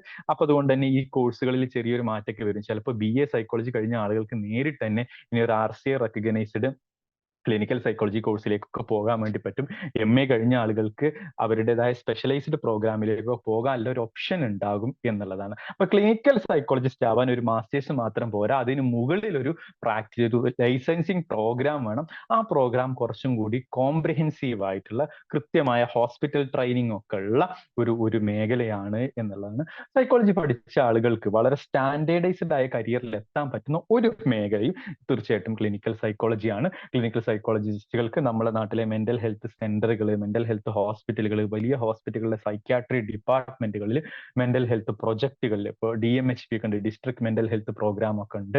ആരോഗ്യ Keralam, national rural health mission, ഇങ്ങനെ വിവിധ സ്റ്റേറ്റ് സെൻട്രൽ ഗവൺമെന്റിന്റെ ആരോഗ്യ പരിരക്ഷാ പ്രൊജക്ടുകളിലൊക്കെ വർക്ക് ചെയ്യാൻ വേണ്ടിയിട്ട് പറ്റും. കൃത്യമായ മാനസിക രോഗ ചികിത്സയാണ് ഈ മേഖലയിൽ ഉള്ളത്. ഇനി അടുത്തൊരു സംഗതിയാണ് ക്ലിനിക്കൽ സൈക്കോളജിസ്റ്റ് ആണ് ഞാൻ പറഞ്ഞത്. ഇനി മറ്റൊന്നാണ് കൗൺസിലേഴ്സ് എന്ന് പറയുന്ന ഒരു മേഖല. അപ്പൊ കൗൺസിലർമാർ എന്നുള്ളത് കൊണ്ട് ഉദ്ദേശിക്കുന്നത് ഇപ്പൊ ഒരു ക്ലിനിക്കൽ സൈക്കോളജിസ്റ്റിൽ നിന്ന് കൗൺസിലറിലേക്ക് വരുമ്പോൾ ഉണ്ടാവുന്ന ഒരു മാറ്റം, കൗൺസിലർ ഒരു രോഗനിർണയം നടത്തുക, രോഗത്തിന് ചികിത്സിക്കുക എന്നുള്ളതല്ല, മാത്രമല്ല ഒരു കൗൺസിലറുടെ ഉത്തരവാദിത്വം. ഒരു സാധാരണ മനുഷ്യനിലും ഒരു കൗൺസിലർക്ക് പ്രവർത്തിക്കാം. ഈ ഒരു ഉദാഹരണത്തിന്, ഒരു ഭാര്യ ഭർത്താക്കന്മാർ തമ്മിൽ ഒരു ശകട, ഒരു പ്രശ്നം, അഭിപ്രായ വ്യത്യാസങ്ങൾ സംസാരിച്ച് പരിഹരിക്കാൻ വേണ്ടി പറ്റുന്നില്ല. അവര് നിങ്ങൾ അടുത്ത് വരുന്നു എന്നുള്ളത് കൊണ്ട് അവർക്ക് എന്തോ മാനസിക രോഗം ഉണ്ട് എന്ന് ഒരു ഡയഗ്നോസിബിൾ ആയിട്ടുള്ള ഒരു മാനസിക രോഗം ഉണ്ടാവില്ലായിരിക്കും. അവർ തമ്മിൽ അഭിപ്രായ വ്യത്യാസങ്ങളോ ചിന്താ പ്രക്രിയകളോ മാറ്റാണ്. പക്ഷെ അവരെ നിങ്ങൾ കൗൺസിൽ ചെയ്യായിരിക്കും ചെയ്യുക. അപ്പൊ ഇങ്ങനെ ഒരു മാനസിക രോഗമല്ലാത്ത ആളുകളിൽ ഒരു തീരുമാനം എടുക്കാനോ ഒരു പ്രശ്നത്തെ പരിഹരിക്കാനോ ഒക്കെ മനഃശാസ്ത്രപരമായ സങ്കേതങ്ങൾ ഉപയോഗിക്കുന്നുണ്ടെങ്കിൽ അവരെയും നമ്മൾ കൗൺസിലേഴ്സ് എന്ന് പറയും. മാത്രമല്ല, കൗൺസിലർമാർ വർക്ക് ചെയ്യുന്ന സെറ്റിംഗ്സിനനുസരിച്ചും കൗൺസിലേഴ്സ് ഉണ്ട്. ഇപ്പൊ ഒരു സ്കൂളിൽ വർക്ക് ചെയ്യുന്ന ആളുകൾ സ്കൂൾ കൗൺസിലേഴ്സ് എന്ന് പറയും. ഒരു സ്റ്റുഡൻസ് കൗൺസിലർ, കോളേജുകളിലൊക്കെ വർക്ക് ചെയ്യുന്ന സ്റ്റുഡൻസ് കൗൺസിലേഴ്സ് ഉണ്ടാവും അല്ലെ. ഒരു ഫാമിലി കൗൺസിലേഴ്സ് ഉണ്ടാവും, കുടുംബപരമായ പ്രശ്നങ്ങൾ തീർക്കും. ഞാനൊരു കരിയർ കൗൺസിലറാണ്. ആളുകളുടെ തൊഴിൽ, കരിയർ, ഉന്നത വിദ്യാഭ്യാസം ഇങ്ങനത്തെ കാര്യങ്ങളുമായി ബന്ധപ്പെട്ടുള്ള മേഖലയിൽ പ്രവർത്തിക്കുന്ന ഒരു കൗൺസിലർ. അഡിക്ഷൻ കൗൺസിലർ ഉണ്ടാവും അല്ലെ. ആളുകളുടെ ഈ പലതരത്തിലുള്ള ആസക്തികൾ, ലഹരികളോടുള്ള ആസക്തികൾ, അതിനെ പരിഹരിക്കാനും മറ്റുമൊക്കെ ശ്രമിക്കുന്ന അഡിക്ഷൻ കൗൺസിലേഴ്സ് ഉണ്ടാവും. ഹെൽത്ത് കൗൺസിലേഴ്സ് ഉണ്ടാവും അല്ലെ. ആരോഗ്യപരമായിട്ടുള്ള കാര്യങ്ങളുമായി ബന്ധപ്പെട്ടിട്ട് ഒരു മനുഷ്യൻ നേരിടുന്ന സംഘർഷങ്ങളെയും മറ്റുമൊക്കെ ഡീൽ ചെയ്യുന്ന ആളുകൾ. അപ്പൊ ഒരു കൗൺസിലർ ആവുകാനുള്ള പൊതുവെ നമുക്ക് അങ്ങനെ ആരായിരിക്കണം ഒരു കൗൺസിലർ എന്നുള്ളതിന് നമ്മുടെ നാട്ടിൽ ഒരു നിയമമൊന്നും നിലവിലില്ല.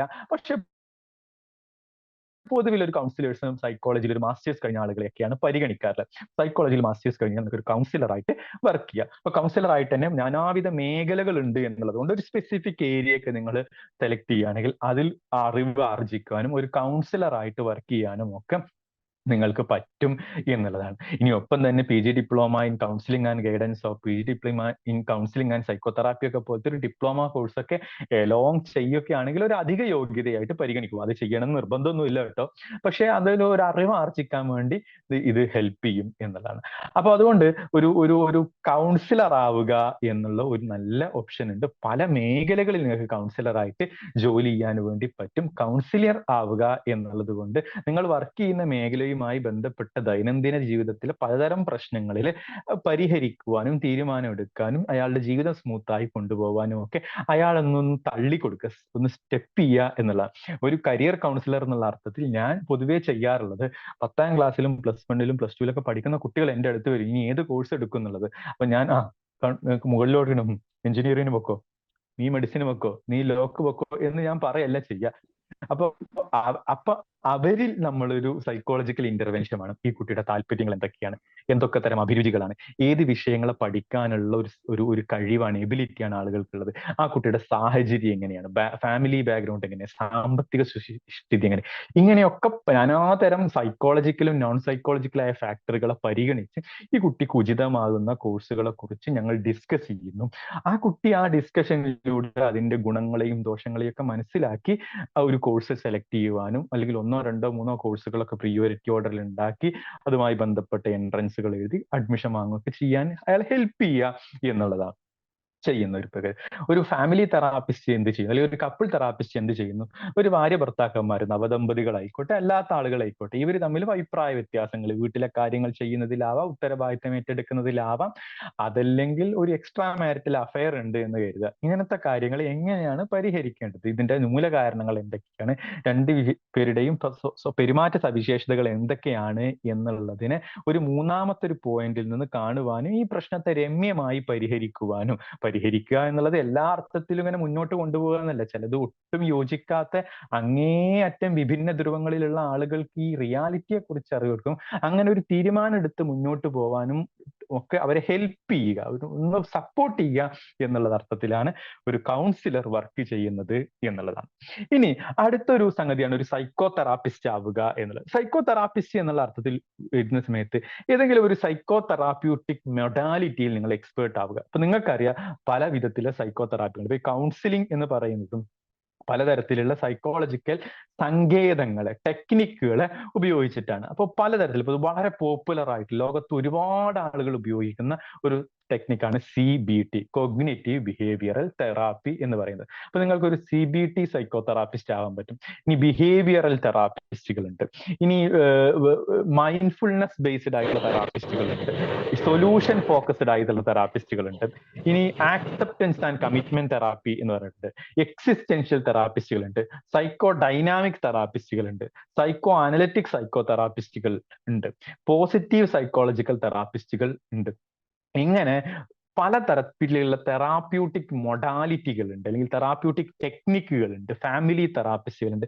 ഇങ്ങനെ ഒരു സൈക്കോ തെറാപ്പിസ്റ്റ് ആയിട്ട് ആ സൈക്കോ തെറാപ്പി എന്നുള്ളത് അതിന് സൈക്കോളജിയിൽ ഒരു മാസ്റ്റേഴ്സ് ഓഫ് കോഴ്സ് അനിവാര്യമാണ്. നിങ്ങൾ ഏത് തരത്തിലുള്ള തെറാപ്യൂട്ടിക് പ്രാക്ടീസ് ആണോ ചെയ്യുന്നത് ആ തെറാപ്യൂട്ടിക് പ്രാക്ടീസ് നിങ്ങൾക്ക് ഒരു സർട്ടിഫിക്കേഷൻ ഉണ്ടാവുകയോ, പ്രാക്ടീസ് ചെയ്യുകയോ, എക്സ്പോഷർ ഉണ്ടാവുകയോ, അവിടെ ഒരു സൂപ്പർവിഷൻ ഉണ്ടാവുകയോ, അങ്ങനെ ആ ഒരു ജേണിയിൽ നിങ്ങൾക്ക് ഒരു മാർഗനിർദ്ദേശകമായിട്ടുള്ള ഒരു സിസ്റ്റം ഉണ്ട് എങ്കിൽ ഒരു സൈക്കോ തെറാപ്പിസ്റ്റ് ആയിട്ടും നിങ്ങൾക്ക് എസ്റ്റാബ്ലിഷ് ചെയ്യാൻ വേണ്ടി പറ്റും എന്നുള്ളതാണ്. അപ്പൊ ഞാൻ 3 മേഖലകളാണ് നിലവിൽ പറഞ്ഞത്. ഒന്ന് ഒരു clinical psychologist, 2 councillor, 3 psycho therapist എന്നുള്ള അർത്ഥത്തിൽ. ഇനി അടുത്തൊരു പ്രധാനപ്പെട്ട മേഖലയാണ് അക്കാദമിക്സ്. നിങ്ങൾക്ക് ഇങ്ങനെ ഒരു സൈക്കോളജിസ്റ്റോ കൗൺസിലറോ ആയിട്ടല്ല വർക്ക് ചെയ്യേണ്ടത്. അപ്പോൾ നിങ്ങൾക്ക് വിദ്യാഭ്യാസ മേഖലയിൽ കോൺട്രിബ്യൂട്ട് ചെയ്യണം എന്നുള്ളതാണ് എങ്കിൽ അതിൽ വളരെ പ്രധാനപ്പെട്ടിട്ടുള്ള ഒന്നാണ് അക്കാദമിക്. നിങ്ങൾക്ക് സ്കൂളുകളിൽ ടീച്ചർ ആവാം, കോളേജുകളിൽ ടീച്ചർ ആവാം, യൂണിവേഴ്സിറ്റിയിൽ അധ്യാപകരാവാം. ഇങ്ങനെ ടീച്ചിങ്ങിലേക്കും റിസർച്ചിലേക്കും ഒക്കെ പോകാൻ പറ്റുന്ന ഒരു ഓപ്ഷൻ. ഇപ്പൊ higher secondary school teacher psychology subject ഉണ്ട്. നിങ്ങൾക്ക് അറിയാവുന്നത് പോലെ തന്നെ +1 +2 സൈക്കോളജി ഒരു വിഷയമായിട്ട് സ്റ്റേറ്റ് CBSE ICSE സിലബസിലൊക്കെ ഉണ്ട്. ഇവരെ പഠിപ്പിക്കണമെങ്കിൽ സൈക്കോളജിയിൽ ഒരു മാസ്റ്റേഴ്സും BEd ഉണ്ടെങ്കിൽ നിങ്ങൾക്ക് ടീച്ചിങ്ങിലേക്ക് പോകാവുന്നതാണ്. ഇനി കോളേജ് നിലവാരത്തിലേക്കുള്ള ടീച്ചിങ്ങിലേക്ക് എത്തണമെങ്കിൽ സൈക്കോളജിയിൽ ഒരു മാസ്റ്റേഴ്സും +NET നാഷണൽ എലിജിബിലിറ്റി ടെസ്റ്റും പാസ്സാവുക എന്നുള്ളതാണ്. PhD ഒക്കെ ഉണ്ടെങ്കിൽ കുറച്ചും കൂടി ഒരു നല്ലതാണ്. ഓക്കെ, ആ അർത്ഥത്തിൽ ടീച്ചിങ്ങിലേക്ക് നിങ്ങൾക്ക് പോകാൻ വേണ്ടിയിട്ട് പറ്റും. സൈക്കോളജി എന്നുള്ള വിഷയം മാത്രമല്ല, സൈക്കോളജി അനുബന്ധമായ ഒരുപാട് മേഖലകളുണ്ട്. ഞാൻ ഏറ്റവും ഒരു ഇൻസൈറ്റ്ഫുൾ ആയിട്ടുള്ള ഒരു കാര്യം എനിക്ക് തോന്നിയത് ഇന്നത്തെ പത്രത്തിലുള്ള ഒരു വാർത്തയാണ്. DED നമ്മൾ പറയുന്ന പഴയ TTC എന്നുള്ള പരിപാടി ഒഴിവാക്കാൻ പോകുക. നിങ്ങൾക്ക് പ്രീ പ്രൈമറി ക്ലാസ്സുകളിലും LP UP ക്ലാസ്സിലും പഠിപ്പിക്കണമെങ്കിൽ ഒരു ഡിഗ്രി വേണമെന്ന് നിർബന്ധമല്ല. +2 കഴിഞ്ഞിട്ട് തന്നെ പ്രീ പ്രൈമറി ടീച്ചേഴ്സ് കോഴ്സോ TTC കഴിഞ്ഞ ആളുകൾക്ക് പഠിപ്പിക്കാം എന്നാണ് നിലവിലുള്ള നിയമം. പക്ഷെ നിങ്ങൾക്ക് അറിയാവുന്നതുപോലെ തന്നെ സ്കൂൾ എഡ്യൂക്കേഷൻ വലിയ മാറ്റങ്ങൾക്ക് വിധേയമാകാണ്. അപ്പൊ അതുകൊണ്ട് ഡിഗ്രി അനിവാര്യമാണ് എന്നുള്ളതാണ്. അപ്പൊ ഇനി 2 കൊല്ലത്തെ BEd നിൽക്കാൻ വേണ്ടി പോവുകയാണ്. അപ്പൊ ടീച്ചർ ആവാൻ ആഗ്രഹിക്കുന്ന ആളുകൾ ഡിഗ്രി കഴിഞ്ഞിട്ട് ചിന്തിച്ചാൽ പോലെ +2 കഴിഞ്ഞിട്ട് തന്നെ ടീച്ചർ ആവാൻ വേണ്ടിയിട്ടുള്ള 4 കൊല്ലത്തെ കോഴ്സ് ഡിസൈൻ ചെയ്യാൻ വേണ്ടി പോവുകയാണ്. ഇങ്ങനെ ഒരു കോഴ്സ് കൊടുക്കുന്ന സന്ദർഭത്തിൽ അവിടെ ഒരു സൈക്കോളജിസ്റ്റിനും പഠിപ്പിക്കാൻ ഒരു അവസരമുണ്ട്. കാരണം നിങ്ങൾ BEd പഠിച്ച ആളുകളുണ്ടെങ്കിൽ BEd സൈക്കോളജി നിങ്ങൾ പഠിച്ചിട്ടുണ്ടാവും. 4 കൊല്ലം ടീച്ചിങ്ങിനായി സ്പെഷ്യലൈസ് ചെയ്ത ഒരു കോഴ്സ് വെച്ചാൽ അതിൽ സൈക്കോളജിക്ക് എത്ര കോൺട്രിബ്യൂട്ട് ചെയ്യാണ്ടാവും. പെഡഗോജിയില്, അതുപോലെ തന്നെ ചൈൽഡ് ഡെവലപ്മെന്റില്, എഡ്യൂക്കേഷണൽ സൈക്കോളജിയിൽ ഒരുപാട് കോൺട്രിബ്യൂട്ട് ചെയ്യാണ്ടാവില്ലേ. അപ്പോൾ സൈക്കോളജിയുടെ ടീച്ചിങ്ങിനുള്ള അവസരവും ഒരുപക്ഷെ വിശാലാവും. ഇനി സൈക്കോളജി മാത്രം പഠിപ്പിക്കലല്ല കേട്ടോ. ഇപ്പൊ വെൽനസ് ട്രെയിനർ എന്നൊക്കെ പറഞ്ഞിട്ടുള്ള ഒരു മേഖലയുണ്ട്. കുട്ടികളെ ഒരു സ്കൂളിൽ സബ്ജക്റ്റ് പഠിപ്പിക്കല്ല, അവർക്ക് സന്തോഷം, എങ്ങനെയാണ് പ്രതിസന്ധികളെ നേരിടുക. ലൈഫ് സ്കിൽ എഡ്യൂക്കേറ്റർ CBSE ഒക്കെ മുന്നോട്ട് വെക്കുന്ന ഒരു ആശയമാണ്. ലൈഫ് സ്കിൽ എഡ്യൂക്കേറ്റർ ആണ്. അതൊക്കെ സൈക്കോളജി പഠിച്ച ആളുകൾക്ക് ആവാൻ പറ്റുന്ന അധ്യാപന മേഖലയിൽ, അക്കാദമിക്സിലൊക്കെ ഉള്ള ഒരു ഒരു ഒരു ഒരു പ്രധാനപ്പെട്ട മേഖല. ഇനി അടുത്തത്, ചില ആളുകളെങ്കിലും സൈക്കോളജി പഠിച്ചിട്ട് ഒരു ഗവൺമെന്റ് ജോലി നേടണം എന്ന് ആഗ്രഹിക്കുന്ന ആളുകളുണ്ട്. സൈക്കോളജിയിൽ പൊതുമേഖലാ പൊതുമേഖലാ ജോലികൾ താരതമ്യേന വളരെ കുറവാണ്. ഇപ്പോ സൈക്കോളജി ഒരു 100 പേര് PG കഴിഞ്ഞിട്ടുണ്ടെങ്കിൽ അതിൽ ഒരു 5 പേരൊക്കെ പരമാവധി ഗവൺമെന്റ് ജോലി കയറാൻ പറ്റുള്ളൂ. 95നും പ്രൈവറ്റ് സെക്ടറിൽ ജോലി ചെയ്യണം. പിന്നെ സൈക്കോളജിയുടെ സംഗതി മാത്രമൊന്നുമല്ല കേട്ടോ, സൈക്കോളജി അല്ലാത്ത വിഷയങ്ങളിലും അങ്ങനെയാണ്. ഇന്ത്യയിൽ തന്നെ സ്റ്റാറ്റിസ്റ്റിക്സുകൾ എടുക്കുകയാണെങ്കിൽ <4% ആളുകൾക്ക് ഗവൺമെന്റ് എംപ്ലോയീസ്. 100 പേര് ജോലി ചെയ്യുന്നുണ്ടെങ്കിൽ 4 ഗവൺമെന്റ് ജോലിയേ ഉള്ളൂ, ബാക്കിയൊക്കെ പ്രൈവറ്റ് സെക്ടറിലോ സെൽഫ് എംപ്ലോയ്മെന്റ് ഒക്കെയാണ്. അപ്പൊ ഞാനത് പറഞ്ഞു വന്നത് എന്താ വെച്ച് കഴിഞ്ഞാല്, ഗവൺമെന്റ് ജോലി ആഗ്രഹിക്കുന്ന ആളുകളുടെ അങ്ങനെ ഇപ്പോൾ ICDC സൂപ്പർവൈസർ ഉണ്ട്. സൈക്കോളജി ഡിഗ്രി ഉള്ള ആളുകൾക്ക് അപേക്ഷിക്കാൻ പറ്റുന്ന ഒരിതാണ്. അംഗനവാടി സംവിധാനങ്ങളൊക്കെ കോർഡിനേറ്റ് ചെയ്യുന്ന ആളുകളെയാണ് നമ്മൾ ICDC സൂപ്പർവൈസർ എന്ന് പറയുന്നത്. സൈക്കോളജിയിൽ SSST വരുന്നുണ്ട്. അതുപോലെ തന്നെ ആരോഗ്യ കേരളത്തിൽ ചില പ്രൊജക്ടുകളിൽ വരുന്നുണ്ട്. ഇനി ഗവൺമെന്റിന്റെ തന്നെ Kudumbashree, Childline, national rural health mission, national tobacco control programme, ഇങ്ങനെ ആരോഗ്യ കേരളം, ഹരിത കേരളം, അങ്ങനെ ഒരുപാട് തരത്തിലുള്ള സ്റ്റേറ്റ് സെൻട്രൽ ഗവൺമെന്റ് പദ്ധതികളില്, ആർമി സ്കൂളുകളില്, നവോദയ സ്കൂളുകള്, സഹോദയ സ്കൂളുകള്, ഇങ്ങനെയൊക്കെ ഉള്ള കേന്ദ്രീയ വിദ്യാലയങ്ങളിലൊക്കെ സൈക്കോളജിസ്റ്റുകളും കൗൺസിലർമാരും ഒക്കെ ആയിട്ട് ഒരുപാട് തരം ഗവൺമെന്റ് ജോലികൾക്ക് നമുക്ക് അപേക്ഷിക്കാം. അപ്പൊ 20കളിലും 30കളിലൊക്കെ ഉള്ള മനുഷ്യന്മാര് സ്വാഭാവികമായിട്ടും ഗവൺമെന്റ് ജോലികൾ ആഗ്രഹിക്കുന്നുണ്ടെങ്കിൽ ഇത്തരത്തിലുള്ള ശ്രമങ്ങൾ കൂടി നിങ്ങൾക്ക് നടത്തി നോക്കാവുന്നതാണ് എന്നതാണ്. ഇനി മറ്റൊരു പ്രധാനപ്പെട്ട മേഖലയാണ് റീഹാബിലിറ്റേഷൻ സൈക്കോളജി. റീഹാബിലിറ്റേഷൻ എന്നുള്ളത് കൊണ്ട് തന്നെ അർത്ഥാക്കുന്നത് നിങ്ങൾക്കറിയാം, പുനരധിവാസം എന്നുള്ളതാണ്. പ്രത്യേകിച്ച് learning disability, autism, cerebral palsy, ADHD, അതുപോലെ തന്നെ ഇങ്ങനെ പുനരധിവാസം അനിവാര്യമായിട്ടുള്ള പല നിലക്ക്, പ്രത്യേകിച്ച് വിശിഷ്യ കുട്ടികളിലൊക്കെ ഉണ്ടാകുന്ന നാനാവിധ വൈകല്യങ്ങളെ ചികിത്സിക്കുന്ന അവർക്കൊക്കെ ഒരു സൈക്കോളജിസ്റ്റിന്റെ സപ്പോർട്ട് ആവശ്യമാണ്. അങ്ങനത്തെ ആളുകളെയാണ് നമ്മൾ റീഹാബിലിറ്റേഷൻ സൈക്കോളജിസ്റ്റുകൾ. റീഹാബിലിറ്റേഷൻ സെന്ററുകളിലും റീഹാബിലിറ്റേഷൻ റിലേറ്റഡ് ഇൻസ്റ്റിറ്റ്യൂട്ടുകളിലൊക്കെ തൊഴിൽ ചെയ്യാൻ വേണ്ടി നമ്മളെ ഹെൽപ്പ് ചെയ്യുന്ന ഒരു ഫീൽഡാണ് റീഹാബിലിറ്റേഷൻ സൈക്കോളജി. ഈ റീഹാബിലിറ്റേഷൻ സൈക്കോളജിയിലും നിങ്ങൾക്ക് PG ഒക്കെ കഴിഞ്ഞ് കഴിഞ്ഞാൽ PG diploma in rehabilitation psychology, PGDRP, അതുപോലെ തന്നെ PG diploma MPhil rehabilitation psychology, ഈ ഡിസബിലിറ്റി മാനേജ്മെന്റിൽ ഒരുപാട് കോഴ്സുകൾ RCI കൊടുക്കുന്നുണ്ട്. റീഹാബിലിറ്റേഷൻ കൗൺസിൽ ഓഫ് ഇന്ത്യ കണ്ടറിൽ തന്നെ ധാരാളം കോഴ്സുകളിൽ ശരിക്ക് റീഹാബിലിറ്റേഷൻ മേഖലയിൽ, ഡിസബിലിറ്റി മാനേജ്മെന്റ് മേഖലയിൽ പോകാനുണ്ട്. ആ മേഖലയിൽ നിങ്ങൾക്ക് നോക്കാവുന്നതാണ്. ഇനി മോട്ടിവേഷണൽ സ്പീക്കർ ആവണം എന്നൊക്കെ കുറെ ആഗ്രഹിക്കുന്ന ആളുകൾ പറയും. ഈ മോട്ടിവേഷണൽ സ്പീക്കർ എന്നൊക്കെ പറയുന്നത് നമ്മൾ വരുന്ന ഒരു career field training and development, learning and development എന്നൊക്കെ പറയുന്ന ഒരു ഏരിയയിലാണ്. നിങ്ങളുടെ അറിവും ജ്ഞാനവും സ്കില്ലും ഉപയോഗിച്ച് ആളുകളെ കാര്യങ്ങൾ പഠിപ്പിക്കുക, ട്രെയിൻ ചെയ്യുക, അവരെ എക്യുപ്ഡ് ആക്കുക എന്നുള്ളതാണ് ഇതിനുള്ളിൽ വരുന്നത്. അപ്പൊ ട്രെയിനിങ് ആൻഡ് ഡെവലപ്മെന്റ്, നല്ല പ്രസന്റേഷൻ സ്കില്ലുള്ള ആളുകൾക്ക് ട്രെയിനിങ് ആൻഡ് ഡെവലപ്മെന്റ് എന്നുള്ളൊരു മേഖലയിലുണ്ട്. ഇത് കമ്പനികളിൽ ആവശ്യമാണ്. കോർപ്പറേറ്റ് ട്രെയിനർമാർ തൊട്ടിട്ട് കമ്പനികളിലൊക്കെ learning and development, training and development divisions ഉണ്ടാവും. അവിടെ വർക്ക് ചെയ്യാൻ വേണ്ടി പറ്റും. ഇനി ഓർഗനൈസേഷണൽ ബിഹേവിയർ എന്ന് പറയുന്ന OB എന്ന് പറയുന്ന ഒരു മേഖല ഉണ്ട്. കമ്പനികളിലൊക്കെ അവിടുത്തെ ഹ്യൂമൻ റിസോഴ്സിനെ മാനേജ് ചെയ്യുക, ട്രെയിൻ ചെയ്യുക, സെലക്ട് ചെയ്യുക, കോൺഫ്ലിക്ട് റെസൊല്യൂഷൻസ്, കമ്പനി വെൽബീങ്, ഒരു നല്ല കമ്പനി കൾച്ചർ ഡെവലപ്പ് ചെയ്യുക, ഇങ്ങനത്തെ കാര്യങ്ങൾക്കൊക്കെ ഒരു ഓർഗനൈസേഷണൽ സൈക്കോളജിസ്റ്റിന് സാധ്യതകളുണ്ട്. അപ്പൊ ആ അർത്ഥത്തിൽ നിങ്ങൾക്ക് വേണമെങ്കിൽ ഒരു ഓർഗനൈസേഷണൽ സൈക്കോളജിസ്റ്റ്, കോർപ്പറേറ്റ് സൈക്കോളജിസ്റ്റുകളായിട്ടൊക്കെ വർക്ക് ചെയ്യാം. നല്ല പ്രസന്റേഷൻ സ്കില്ലുള്ള ആളുകൾക്ക് തീർച്ചയായിട്ടും ട്രെയിനിങ് ആൻഡ് ഡെവലപ്മെന്റിൽ ധാരാളം അവസരങ്ങളുണ്ട്. ട്രെയിനർ ആയിട്ടൊക്കെ ഇപ്പൊ എഡ്യൂക്കേഷൻ സെക്ടറിൽ ട്രെയിനർ ആവാൻ പറ്റുന്ന ആളുകളുണ്ട്. ഈ ലേബർ തൊഴിൽ മേഖലയിൽ വർക്ക് ചെയ്യാൻ വേണ്ടി പറ്റുന്ന ആളുകളുടെ, ഹെൽത്ത് കെയർ സെക്ടറിൽ നിങ്ങൾക്കൊരു പരിശീലകനായിട്ട് വർക്ക് ചെയ്യാൻ, പരിശീലകയായിട്ട് വർക്ക് ചെയ്യാനൊക്കെ ഉള്ള അവസരങ്ങൾ ധാരാളം ഉണ്ട്. എഡ്യൂക്കേഷണൽ സെക്ടറിൽ എഡ്യൂക്കേഷണൽ സൈക്കോളജിസ്റ്റ് ആയിട്ട്, സ്കൂൾ കൗൺസിലർ ആയിട്ട്, സ്റ്റുഡൻസ് കൗൺസിലർ ആയിട്ട്, സ്റ്റുഡൻസ് മെന്റർ ആയിട്ടൊക്കെ വർക്ക് ചെയ്യാൻ വേണ്ടി പറ്റുന്ന ധാരാളം സ്പേസുകൾ ഉണ്ട്. ഇങ്ങനെ സൈക്കോളജിക്ക് ധാരാളം മേഖലകളുണ്ട്. ഫോറൻസിക് സൈക്കോളജി, സ്പോർട്സ് സൈക്കോളജി, ഇങ്ങനെയൊക്കെ ഒരുപാട് സ്പെഷ്യലൈസേഷൻസ് ഒക്കെ ഉണ്ട് കേട്ടോ. സ്പോർട്സ് മേഖലയിൽ താല്പര്യമുള്ള ആളുകൾക്ക് സ്പോർട്സ് ട്രെയിനിങ്, സ്പോർട്സ് കോച്ചിങ്ങിലൊക്കെ വർക്ക് ചെയ്യാൻ പറ്റുന്ന സ്പോർട്സ് സൈക്കോളജി ഉണ്ട്. ഫോറൻസിക് സൈക്കോളജി, കുറ്റാന്വേഷണ മേഖലയിൽ പോകാൻ പറ്റുന്ന തരത്തിലുള്ള ഫോറൻസിക് സൈക്കോളജി എന്നുള്ള ഒരു സ്പെഷ്യലൈസേഷൻ വരുന്നുണ്ട്. UI/UX ഡിസൈനിങ്, എഞ്ചിനീയറിംഗ് സൈക്കോളജി എന്ന് പറഞ്ഞ IT കമ്പനികളിലും മറ്റുമൊക്കെ ഈ യൂസർ ഇന്റർഫേസ്, അതല്ലെങ്കിൽ എന്താണ് കസ്റ്റമർ ബിഹേവിയർ അനാലിസിസ് ഒക്കെ പോലുള്ള ഒരു അനലിറ്റിക്കൽ മേഖലയിലൊക്കെ വർക്ക് ചെയ്യാൻ പറ്റുന്ന തരത്തിൽ സൈക്കോളജിസ്റ്റുകൾ ഉണ്ട്. ഇങ്ങനെ സമൂഹത്തിന്റെ വിവിധ മേഖലകളിൽ, കോടതികളിൽ വർക്ക് ചെയ്യുന്ന പ്രിൻസിപ്പൽ കൗൺസിലർ ഉണ്ട്, ഹൈക്കോടതികളിലും കുടുംബ കോടതികളിലൊക്കെ വർക്ക് ചെയ്യുന്ന ഒരു ഗവൺമെന്റ് പോസ്റ്റ് ആണ്. അങ്ങനെ വർക്ക് ചെയ്യുന്ന ആളുകളുണ്ട്. ജയിലുകളിൽ സൈക്കോളജിസ്റ്റ് ആയിട്ട് വർക്ക് ചെയ്യാൻ പറ്റുന്ന ആളുകളുണ്ട്. വിദേശത്ത് ഗൾഫ് രാജ്യങ്ങളിലും മറ്റൊക്കെ വർക്ക് ചെയ്യാൻ വേണ്ടി പറ്റുന്ന ആളുകളുണ്ട്. ഇനി സൈക്കോളജി, ഞാൻ സൈക്കോളജി എന്നുള്ള ഈ തൊഴിൽ മേഖലയിൽ ഒരു സെൽഫ് എംപ്ലോയ്മെന്റിനുള്ള ഓപ്ഷൻസ് ഉണ്ട്. നിങ്ങൾക്ക് ഒരു കമ്പനിയിലോ ഒരു ഇൻസ്റ്റിറ്റ്യൂഷനിലോ ഒരു ക്ലിനിക്കിലോ ഒന്നും ജോയിൻ ചെയ്യാതെ സ്വന്തം നിലക്ക് തന്നെ നിങ്ങൾക്ക് കൺസൾട്ട് എന്തൊക്കെ സർവീസുകൾ നിങ്ങൾക്ക് നൽകാൻ വേണ്ടി പറ്റും, അതൊക്കെ അങ്ങനെ കൊടുത്ത് നിങ്ങൾ ഒരു ബ്രാൻഡ് ആയിട്ട് മാറാനും നിങ്ങൾക്ക് പറ്റണം. ഒരു ഒരു ഒരു സ്വയം നിങ്ങൾ തന്നെ ഒരു ബ്രാൻഡ് ആയി മാറുക എന്നുള്ള അർത്ഥത്തിൽ, ഒരു ബിക്കമിങ് എ ബ്രാൻഡ് എന്നുള്ള അർത്ഥത്തിൽ അപ്പൊ നിങ്ങൾക്ക് കൊടുക്കാൻ കൃത്യമായ സർവീസുകൾ ഉണ്ടാവും. അതിൽ നിങ്ങൾ ഉണ്ടായിരിക്കണം, എക്സ്പേർട്ട് ആയിരിക്കണം. അതിൽ നല്ലൊരു ഫീഡ്ബാക്ക് നിങ്ങൾക്ക് ഉണ്ടാക്കിയെടുക്കണം. നല്ലൊരു ഗ്രൂപ്പായിട്ടുള്ള നെറ്റ്വർക്ക് നിങ്ങൾക്ക് ഉണ്ടാക്കുകയാണെങ്കിൽ നിങ്ങൾ ഒരു നല്ല ബ്രാൻഡ് ആയിട്ട് മാറുവാനും നിങ്ങൾക്ക് പറ്റും എന്നുള്ളതാണ്. ഇനി 1-2 കാര്യങ്ങൾ കൂടി പറഞ്ഞ് ഞാൻ എൻ്റെ സംസാരം അവസാനിപ്പിക്കുക. എന്നിട്ട് നമുക്ക് ബാക്കിയുള്ള ഡിസ്കഷനിലേക്ക് പോവാം. ഞാൻ നേരത്തെ പറഞ്ഞതുപോലെ തന്നെ നമ്മളൊരു ബ്രാൻഡായി മാറണം. നിങ്ങൾ എന്നുള്ള വ്യക്തി മറ്റു വ്യക്തികളിൽ നിന്ന് വ്യതിരിക്തമായിട്ടുള്ള സ്കില്ലുകളും സവിശേഷതകളും സർവീസുകളും നൽകാൻ പറ്റുന്ന ആളുകളാണ് എന്നുള്ളത് കൊണ്ട് ഈ വ്യതിരിക്തതയെ എക്സിബിറ്റ് ചെയ്യാനും ഈ വ്യതിരിക്തതയെ പിന്നെ നിങ്ങൾ എന്താണ് പുഷ്ടിപ്പെടുത്തുവാനുമൊക്കെയുള്ള ശ്രമം നിങ്ങളുടെ ഭാഗത്തുണ്ടാകണം. അതുകൊണ്ടാണ് ഞാൻ പറഞ്ഞത്, നിങ്ങൾക്ക് ഏതെങ്കിലും മേഖലയിൽ സ്കില്ല് കുറവുണ്ടെങ്കിൽ ആ സ്കില്ല് ഡെവലപ്പ് ചെയ്യണം എന്നതാണ്.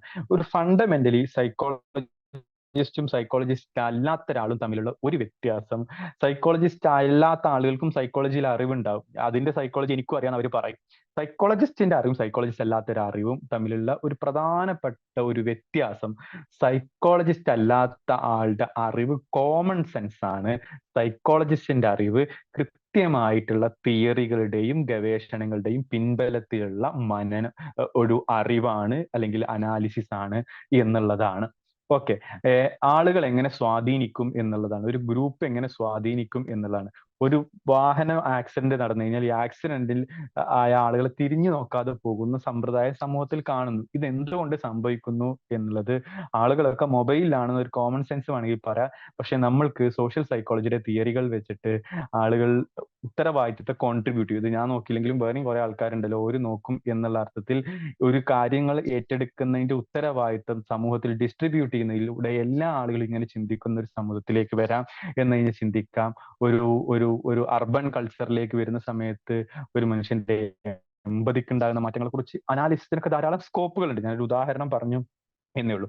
ഒരു സൈക്കോളജിസ്റ്റ് അല്ലാത്ത ആളുകളിൽ നിന്നുള്ള വ്യതിരിക്തമായ അറിവ് എന്ന് പറഞ്ഞു കഴിഞ്ഞാൽ നമ്മൾ പഠിക്കുന്ന വിഷയങ്ങളിൽ നിന്നും നമ്മളുടെ അനാലിസിസിൽ നിന്നും ഒക്കെ ഉരുത്തിരിയുന്ന ഒന്നാവണം. അത് കേവലപരമായിട്ടുള്ള ഒരു കോമൺ സെൻസ് ആവരുത് എന്നുള്ളതാണ് ഒന്ന്.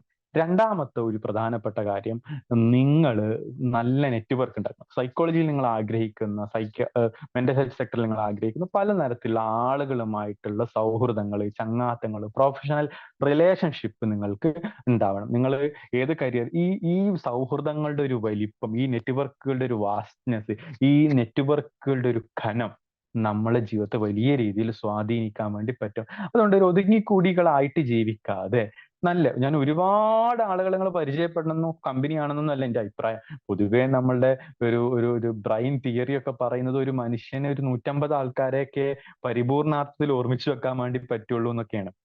5000 ഫ്രണ്ട്സ് ഉണ്ടാവും കേട്ടോ. ഈ 10000 ഫോളോവേഴ്സ് ഒക്കെ ഇൻസ്റ്റാഗ്രാമിൽ ഉണ്ടെങ്കിലും ഇത്രയും ആൾക്കാർ നമ്മൾ ഓർക്കുന്നില്ല. ചില ആൾക്കാർ നമ്മൾ ആരാന്ന് പോലും അറിയണ്ടാവില്ല. അപ്പൊ ഞാൻ പറഞ്ഞു വന്നത്, നല്ല ആത്മാർത്ഥമായിട്ടുള്ള ചില നല്ല ക്വാളിറ്റി റിലേഷൻഷിപ്പുകൾ, നെറ്റ്വർക്കുകൾ നിങ്ങൾ ഉണ്ടാക്കുക. ഒപ്പം തന്നെ ഈ നിങ്ങളുടെ അക്കാദമിക്സിന് പുറത്ത് അറിവുണ്ടാക്കാനുള്ള ഒരു ശ്രമം കൂടി നിങ്ങളുടെ ഭാഗത്തുനിന്ന് വേണം. ഇപ്പൊ എന്ന് പറഞ്ഞു കഴിഞ്ഞാൽ നല്ല സെമിനാറുകൾ, സിമ്പോസിയങ്ങൾ, വർക്ക്ഷോപ്പുകൾ, ഇങ്ങനെ ക്വാളിറ്റി ഉള്ള പ്രോഗ്രാമുകൾ. ഇങ്ങനെ ഒരു സെമിനാർ തൊഴിലാളി ആവണം എന്നുള്ള അർത്ഥത്തിൽ എന്ന് പറയും. ചില ആളുകളുണ്ട് എല്ലാ സെമിനാറിനും പോകും, എല്ലാ വർക്ക്ഷോപ്പിനും പോകുന്നതാണ്. അത് മോശപ്പെട്ട കാര്യമാണ് എന്നല്ല ഞാൻ പറഞ്ഞത്. പക്ഷെ ക്വാളിറ്റി ഉള്ള പ്രോഗ്രാമിന് സെലക്റ്റീവായിട്ട് പോവുകയും നിങ്ങളുടെ ഇഷ്ടപ്പെട്ട മേഖലയെ കണ്ടെത്തിയിട്ട് അത് ഡെവലപ്പ് ചെയ്യാനും ഒക്കെ ഉള്ള ഒരു ശ്രമം നിങ്ങളുടെ ഭാഗത്ത് നിന്ന് ഉണ്ടാവണം. ഇങ്ങനെ ഈ അർത്ഥത്തിൽ കൂടി സൈക്കോളജി എന്നുള്ള ഈ കോഴ്സിന് എൻറോൾ ചെയ്ത് ഇതിന്റെ സിലബസ് പഠിച്ച് പരീക്ഷ എഴുതി അസൈൻമെന്റ് സബ്മിറ്റ് ചെയ്യുക എന്നതിനുപരി നിങ്ങളെ കൂടി ഇതിനുള്ളിൽ ഡെവലപ്പ് ചെയ്യാനുള്ള ശ്രമമാണ്. അങ്ങനെ ഡെവലപ്പ് ചെയ്യണം എന്നുണ്ടെങ്കിൽ ഈ കോഴ്സും നിങ്ങളും തമ്മിലുള്ള ദൂരം വിദൂരതയിലായിരിക്കട്ടെ. ഇവിടെ കോഴ്സും പണ്ടാരടങ്ങാൻ വേണ്ടി ഇതിനെ എൻറോൾ ചെയ്തു, ഞാൻ ഇവിടെ നിൽക്കുന്നു. ഇതുകൊണ്ട് ഇതിനെ നിങ്ങളുടെ ഉള്ളിലേക്ക് കയറ്റാൻ വേണ്ടി നിങ്ങൾക്ക് പറ്റണം. ആ അർത്ഥത്തിൽ നിങ്ങളുടെ ഉള്ളിൽ കുടികൊള്ളുന്ന ഒരു സംവിധാനമായി ഞാൻ പറഞ്ഞ പോലെ ഈ വിഷയാനുരാഗം എന്ന് പറയുന്ന ഒരു സംഗതി, മലയാളത്തിൽ വിഷയാസക്തി എന്ന് പറഞ്ഞാൽ നമ്മൾ നെഗറ്റീവ് കൊണോട്ടേഷനിലാണ് ഉപയോഗിക്കാറുള്ളത്. എന്ന് പറഞ്ഞു കഴിഞ്ഞാൽ ഈ വിഷയത്തെ അനുരാഗബന്ധിതനാവുക എന്നുള്ള ഒരു സംഗതി. നിങ്ങളൊക്കെ ആ അർത്ഥത്തിൽ നല്ല കാമുകന്മാരും നല്ല കാമുകിമാരും, സൈക്കോളജിയെ പ്രണയിക്കുന്ന നല്ല കാമുകന്മാരും നല്ല കാമുകിമാരുമാവട്ടെ എന്നും ഈ പ്രണയ സല്ലാപത്തിലൂടെയും ഈ പ്രണയോത്സവത്തിലൂടെയും നല്ല പൂക്കൾ ഉണ്ടാവട്ടെ എന്നും മാത്രം ആശംസിച്ചുകൊണ്ട് ഞാൻ ഈ ഈ മോണോലോഗ്, ഒരു ഏക സംസാരം എന്ന് പറയുന്ന ഒരു സംഭാഷണം ഇവിടെ അവസാനിപ്പിക്കുകയാണ്. സർ, നമുക്ക് outside India what is the possibilities of psychology? ഈ കേരളത്തിൽ, ഇന്ത്യക്ക് പുറത്ത് എന്താണ് സാധ്യത എന്നുള്ളത്. സൈക്കോളജി ഒരു ഗ്ലോബൽ സബ്ജക്റ്റ് ആണ്. സൈക്കോളജി ഒരു റീജിയണൽ സബ്ജക്റ്റ് അല്ല. മലയാളം നമുക്ക് വേണമെങ്കിൽ റീജിയണൽ സബ്ജക്റ്റ് വരിക അല്ലെ. മലയാളികളായ കേരളക്കാർ മാത്രം ഇടപെടുന്നു എന്നല്ല, പക്ഷെ അതിന് റീജിയണൽ നേച്ചർ ഉണ്ട്. സൈക്കോളജി ഒരു ഗ്ലോബൽ സബ്ജക്റ്റ്. നിങ്ങൾ സൈക്കോളജി പഠിക്കുന്ന സമയത്ത് നിങ്ങൾ പഠിക്കുന്ന BA ഇംഗ്ലീഷിന്റെ BA സൈക്കോളജിയുടെ MA സൈക്കോളജിയുടെയും സബ്ജക്റ്റിൽ നിങ്ങൾ ഒരു കേരളീയനെ പോലും പഠിക്കാൻ സാധ്യതയില്ല എന്ന് എനിക്ക് തോന്നുന്നത്. പിന്നെ പക്ഷെ ഗ്ലോബൽ സബ്ജക്ട്, നിങ്ങൾക്ക് ഇന്ത്യക്ക് പുറത്ത് ജനിച്ച ആളുകളായിരിക്കും കൂടുതൽ പഠിക്കാൻ സാധ്യതയുള്ളൂ. അതുകൊണ്ട് തന്നെ ലോകത്ത് എല്ലാ സ്ഥലത്തും സൈക്കോളജിക്ക് സാധ്യതയുണ്ട്. ഇനി അടുത്തൊരു സംഗതി, ഓരോ രാജ്യത്തുള്ള തൊഴിൽ എങ്ങനെയാണ് എന്നുള്ളതിനനുസരിച്ച് ആയിരിക്കും ക്വാളിഫിക്കേഷൻ ഉണ്ടാവുക. അപ്പൊ അതുകൊണ്ട് ഒട്ടുമിക്ക രാജ്യങ്ങളിലും ആ രാജ്യത്തുള്ള ക്വാളിഫിക്കേഷൻ ആയിരിക്കും പ്രധാനമായിട്ട് ഉണ്ടാവുക. എക്സെപ്റ്റ് ഈ മിഡിൽ ഈസ്റ്റിലൊക്കെ ഒഴിച്ച്. ഇപ്പൊ ഈ ഗൾഫ് രാജ്യങ്ങളിൽ നമ്മൾ പറയുന്ന UAE, Qatar, Oman, Saudi Arabia, Bahrain ഒക്കെ പറയുന്ന ഈ ഗൾഫ് രാജ്യങ്ങളിലൊക്കെ പൊതുവെ ഇന്ത്യൻ പോപ്പുലേഷൻ വളരെ കൂടുതലാകുന്നതുകൊണ്ട് തന്നെ 2 സെക്ടറുകളിൽ അവിടെ സൈക്കോളജിസ്റ്റിന് ഒഴിവുണ്ട്. ഒന്ന് സ്കൂളുകളിലാണ്, സ്കൂൾ കൗൺസിലർ, സൈക്കോളജി ടീച്ചർ ഒക്കെ ആയിട്ട് സ്കൂളുകളിൽ, അല്ലെങ്കിൽ wellness teacher, SEN educator, special നീഡുള്ള കുട്ടികളെ കോർഡിനേറ്റർ ഒക്കെ ആയിട്ട് വർക്ക് ചെയ്യാൻ വേണ്ടി പറ്റുന്ന തരത്തിലുള്ള സൈക്കോളജി പോസ്റ്റുകൾ ഉണ്ട്. 2 ഹെൽത്ത് കെയർ സെക്ടറിലാണ്, clinical psychology, neuropsychology, child psychologist ഒക്കെ പോലത്തെ ഹെൽത്ത് കെയർ സെക്ടറിലാണ്. ഈ ഹെൽത്ത് കെയർ സെക്ടറിൽ പോകാൻ അതത് രാജ്യങ്ങളുടെ മിനിസ്ട്രി ഓഫ് ഹെൽത്തിന്റെ പരീക്ഷ പാസ്സാവേണ്ടി വരും. എഡ്യൂക്കേഷൻ സെക്ടറിൽ നമ്മളെ സർട്ടിഫിക്കറ്റ് ഒക്കെ അറ്റസ്റ്റ് ചെയ്ത് കഴിഞ്ഞാൽ തന്നെ വർക്ക് ചെയ്യാൻ പറ്റും. മിക്കവാറും ഗൾഫ് രാജ്യങ്ങളിൽ വർക്ക് ചെയ്യാൻ ഒരു വർക്കിംഗ് എക്സ്പീരിയൻസ്, 2 ഇയർ എക്സ്പീരിയൻസ് എങ്കിലും അവർ കൗണ്ട് ചെയ്യാറ് ഉണ്ട്. പിന്നെ ഒരു റെഫറൽ ബേസ്ഡ് കരിയർ ആണ്. നമ്മൾ CV വെച്ചിട്ടൊന്നും പെട്ടെന്ന് ജോലി കിട്ടാൻ സാധ്യതയില്ല. നമ്മൾക്ക് ജോലി തരാനുള്ള, നമ്മളെ റെഫർ ചെയ്യാനുള്ള ഒരാൾ ഉണ്ടാവുക എന്നുള്ളത് പ്രധാനമാണ്. വിദേശ രാജ്യങ്ങളിലേക്കൊക്കെ പോകുമ്പോൾ, പ്രത്യേകിച്ച് ഇപ്പൊ UK, Canada, Australia, New Zealand, US, Ireland ഒക്കെ പോലത്തെ ഇംഗ്ലീഷ് സംസാരിക്കുന്ന രാജ്യങ്ങൾ, USA അടക്കം, അവിടെയൊക്കെ നമ്മൾ ആഗ്രഹിക്കുകയാണെങ്കിൽ മിക്കവാറും സൈക്കോളജിസ്റ്റ് ആയി പ്രാക്ടീസ് ചെയ്യാൻ അതത് രാജ്യങ്ങളുടെ സൈക്കോളജി കൗൺസിലുകൾ ഉണ്ട്. ഇപ്പൊ ബ്രിട്ടനിലാണെങ്കിൽ ബ്രിട്ടീഷ് സൈക്കോളജിക്കൽ സൊസൈറ്റി BPS ആണ്, അമേരിക്കയിലാണെങ്കിൽ അമേരിക്കൻ സൈക്കോളജിക്കൽ അസോസിയേഷൻ APA ആണ്, കാനഡയിലാണെങ്കിൽ കനേഡിയൻ സൈക്കോളജിക്കൽ അസോസിയേഷൻ CPA ആണ്. അങ്ങനെ ഓരോ രാജ്യങ്ങളിലും അവരുടേതായ സൈക്കോളജി കൗൺസിലുകളിൽ രജിസ്ട്രേഷൻ ആവശ്യമാണ്. അവർക്ക് നിശ്ചിത ട്രെയിനിങ് ഒക്കെ അനിവാര്യമാണ്. പൊതുവെ ഏഷ്യക്കാരായിട്ടുള്ള ഇന്ത്യക്കാരടക്കമുള്ള ഏഷ്യക്കാരൊക്കെ ഞാൻ അവിടെ വർക്ക് ചെയ്യുന്ന ആളുകൾ കണ്ടിട്ടുള്ളത് അവിടെ ഒരു ഹയർ എഡ്യൂക്കേഷൻ കോഴ്സ് കംപ്ലീറ്റ് ചെയ്തിട്ട് ഒരു എൻട്രി ലെവൽ ജോലി കയറുന്ന ആളുകളാണ് കൂടുതൽ കണ്ടിട്ടുള്ളത്. അല്ലാതെയും പോകാനൊക്കെ പറ്റും കേട്ടോ, പക്ഷെ അങ്ങനെ പോകുന്ന ആളുകൾ അപൂർവമായിരിക്കും. കൂടുതൽ ഇങ്ങനെയാണ് ഞാൻ കണ്ടിട്ടുള്ളത്. Please share short course of counselling which can along PG ചെയ്യാൻ പറ്റുന്ന ഷോർട്ട് ടൈം കൗൺസിലിംഗ് കോഴ്സുകൾ. ഓക്കെ, ഇങ്ങനെ ഞാൻ പൊതുവേ പറയാം, ഒരുപാട് തരം പ്രൈവറ്റ് കോഴ്സുകൾ ഉണ്ട്. ഇപ്പോൾ ഏതെങ്കിലും പ്രൈവറ്റ് ഏജൻസി ഓർഗനൈസേഷനൊക്കെ കൊടുക്കുന്ന കോഴ്സുകളൊക്കെ താരതമ്യേന ഫീസൊക്കെ കൂടുതലായിരിക്കും. ഞാൻ അതിനേക്കാൾ റെക്കമെൻഡ് ചെയ്യുക ഏതെങ്കിലും UGC അംഗീകൃത യൂണിവേഴ്സിറ്റികൾ കൊടുക്കുന്ന കോഴ്സാണ്. ഇപ്പൊ IGNO തന്നെ നിങ്ങൾക്കറിയാം, സർട്ടിഫിക്കറ്റ് പ്രോഗ്രാം ഇൻ ഗൈഡൻസ് എന്ന് പറഞ്ഞ ഒരു 6 മാസത്തെ കോഴ്സ് കൊടുക്കുന്നുണ്ട്. PG diploma in counselling and സൈക്കോതെറാപ്പിയോ അങ്ങനെ ഇതൊക്കെ കോഴ്സുകൾ കൊടുക്കുന്നുണ്ട് എന്ന് എനിക്ക് തോന്നുന്നത്. ഇനി പല യൂണിവേഴ്സിറ്റികൾ കേരളത്തിൽ വെച്ചാൽ Kannur university PG diploma in learning ഡിസബിലിറ്റിയും കൗൺസിലിംഗ് ആൻഡ് സൈക്കോതെറാപ്പി ഈ 2 കോഴ്സ് കൊടുക്കുന്നുണ്ട്. കേരള യൂണിവേഴ്സിറ്റി ജെറിയാട്രിക് കൗൺസിലിംഗിൽ കോഴ്സ് കൊടുക്കുന്നുണ്ട്. MG യൂണിവേഴ്സിറ്റി കൊടുക്കുന്നുണ്ട്. ഇങ്ങനെ യൂണിവേഴ്സിറ്റികൾ കൊടുക്കുന്ന കോഴ്സുകൾ ഒന്ന് നോക്കാവുന്നതാണ് എന്നുള്ള. ഇനി രണ്ടാമത്തെ കാര്യം, ഈ കോഴ്സ് ചെയ്യുന്നതിലൂടെ വലിയ രീതിയിലുള്ള പ്രാക്ടിക്കൽ ആയിട്ടുള്ള നോളജ് കിട്ടും എന്നുള്ള ഒരു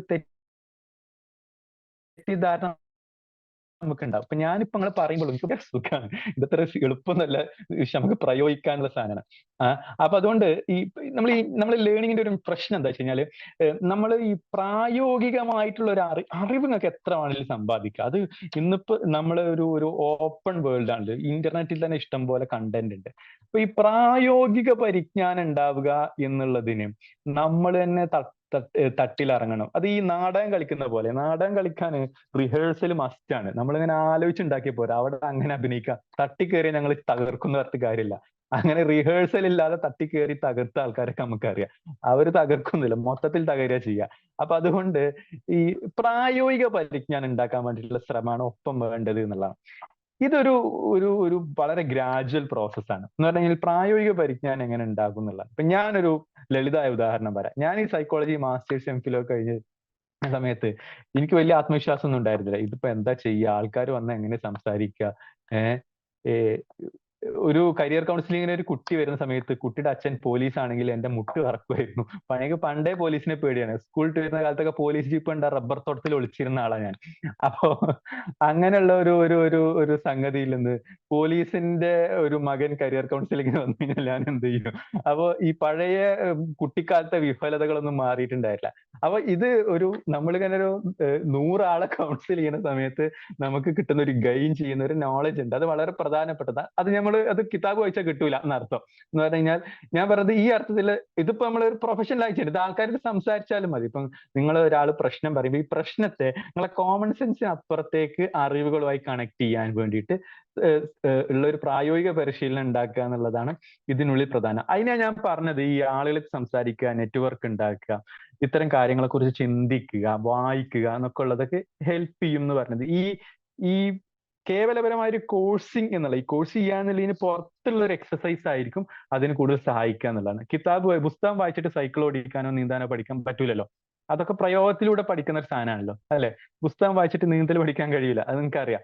നീന്താൻ വെള്ളത്തിൽ ചാടണം, വെള്ളം കുടിക്കണം. അങ്ങനെ വെള്ളം കുടിക്കാൻ വേണ്ടി നമ്മൾ തയ്യാറ് അങ്ങനെ വെള്ളം കുടിക്കാൻ നമ്മൾ റെഡി ആവുക എന്നുള്ളതാണ് വേണ്ടതെന്ന് എനിക്ക് തോന്നിയത്. ഈ സൈക്കോളജി പ്രാക്ടിക്കൽ എങ്ങനെയാണെന്ന് പറയാമോ എന്ന് വെച്ചത്, നിങ്ങൾക്ക് സൈക്കോളജി പ്രാക്ടിക്കൽ എന്ന് പറഞ്ഞിട്ട് ചില ലാബ് ടെസ്റ്റുകളും കാര്യങ്ങളൊക്കെ സിലബസിന്റെ ഭാഗമായിട്ടുണ്ടാവും. അതെനിക്ക് തോന്നുന്നു നിങ്ങളെ മെന്റർമാരും പറഞ്ഞു തരും. കാരണം അതിനെപ്പറ്റി എനിക്ക് അവെയർ അല്ല, കാരണം ഏതൊക്കെ പ്രാക്ടിക്കൽ ആണെന്ന് എനിക്കറിയില്ല. സൈക്കോളജി പ്രാക്ടിക്കലി എങ്ങനെ ഉപയോഗിക്കുക എന്നുള്ളതാണ് ഞാൻ ഇതുവരെ പറഞ്ഞത്. ഇത് നമ്മുടെ ദൈനംദിന ജീവിതത്തിൽ ഉപയോഗിക്കാനുള്ള ഒരു ശ്രമം ഉണ്ടാവുക എന്നുള്ളത്. ഇതൊക്കെ ചെയ്യുന്ന ആൾക്കാരായിരിക്കും നമ്മൾ. ഇപ്പൊ നമ്മൾ ഈ ചെയ്യലൊരു ശ്രദ്ധ ഉണ്ടായാൽ മതി എന്നുള്ള ഞാൻ പറഞ്ഞത്. ഞാൻ ബുദ്ധനാവുകയല്ല, ബുദ്ധൻ അങ്ങനെ പറയും, നിങ്ങൾ എല്ലാത്തിനും ശ്രദ്ധിക്കണം എന്ന് പറഞ്ഞ ഒരാൾ ബുദ്ധനാണല്ലോ. അപ്പൊ അതുകൊണ്ട് ഈ നമ്മളെ സൈക്കോളജിക്കൽ നോളജുകൾ ഉപയോഗിക്കാൻ വേണ്ടി ശ്രമിക്കുക എന്നുള്ളതാണ്. ഇപ്പോ ഞാൻ സൈക്കോളജി പഠിച്ചതിന് ശേഷം ഞാൻ എന്നിൽ ഒബ്സർവ് ചെയ്തിട്ടുള്ള ഒരു അസ്കിത, ഈ ഒരു ബസ് സ്റ്റോപ്പിലൊക്കെ നിൽക്കുകയാണെങ്കിൽ ബസ് സ്റ്റോപ്പിൽ അമ്മയും കുട്ടിയും നിൽക്കുന്നു. അപ്പോ ഈ പണ്ട് അമ്മയെ വായി നോക്കൽ മാത്രമേ ഞാൻ ചെയ്തിരുന്നത്. പക്ഷെ ഇപ്പൊ ഞാൻ നോക്കുന്നത് ഈ അമ്മയും കുട്ടിയും തമ്മിലുള്ള സവിശേഷ ബന്ധത്തെ. കുട്ടി എപ്പോഴാണ് പിന്നെ ചൂടാവുന്നത്, കുട്ടി ദേഷ്യപ്പെടുന്നു, കുട്ടി കരയുന്നു, കുട്ടി കരയുമ്പോൾ അമ്മ എങ്ങനെയാണ് ആശ്വസിപ്പിക്കുന്നത്, കുട്ടി പന്തിനോ ഐസ്ക്രീമിനോ വാശി പിടിക്കുമ്പോൾ എങ്ങനെയാണ് കുട്ടിയെ ഡീൽ ചെയ്യുന്നത്, കുട്ടി എപ്പോ കരച്ചിൽ മാറ്റുന്നു എന്നുള്ള ഒരു ഒബ്സർവേഷൻ ഉണ്ടാവുന്നത് സൈക്കോളജിയുടെ പശ്ചാത്തലത്തിൽ കൂടിയാണ്.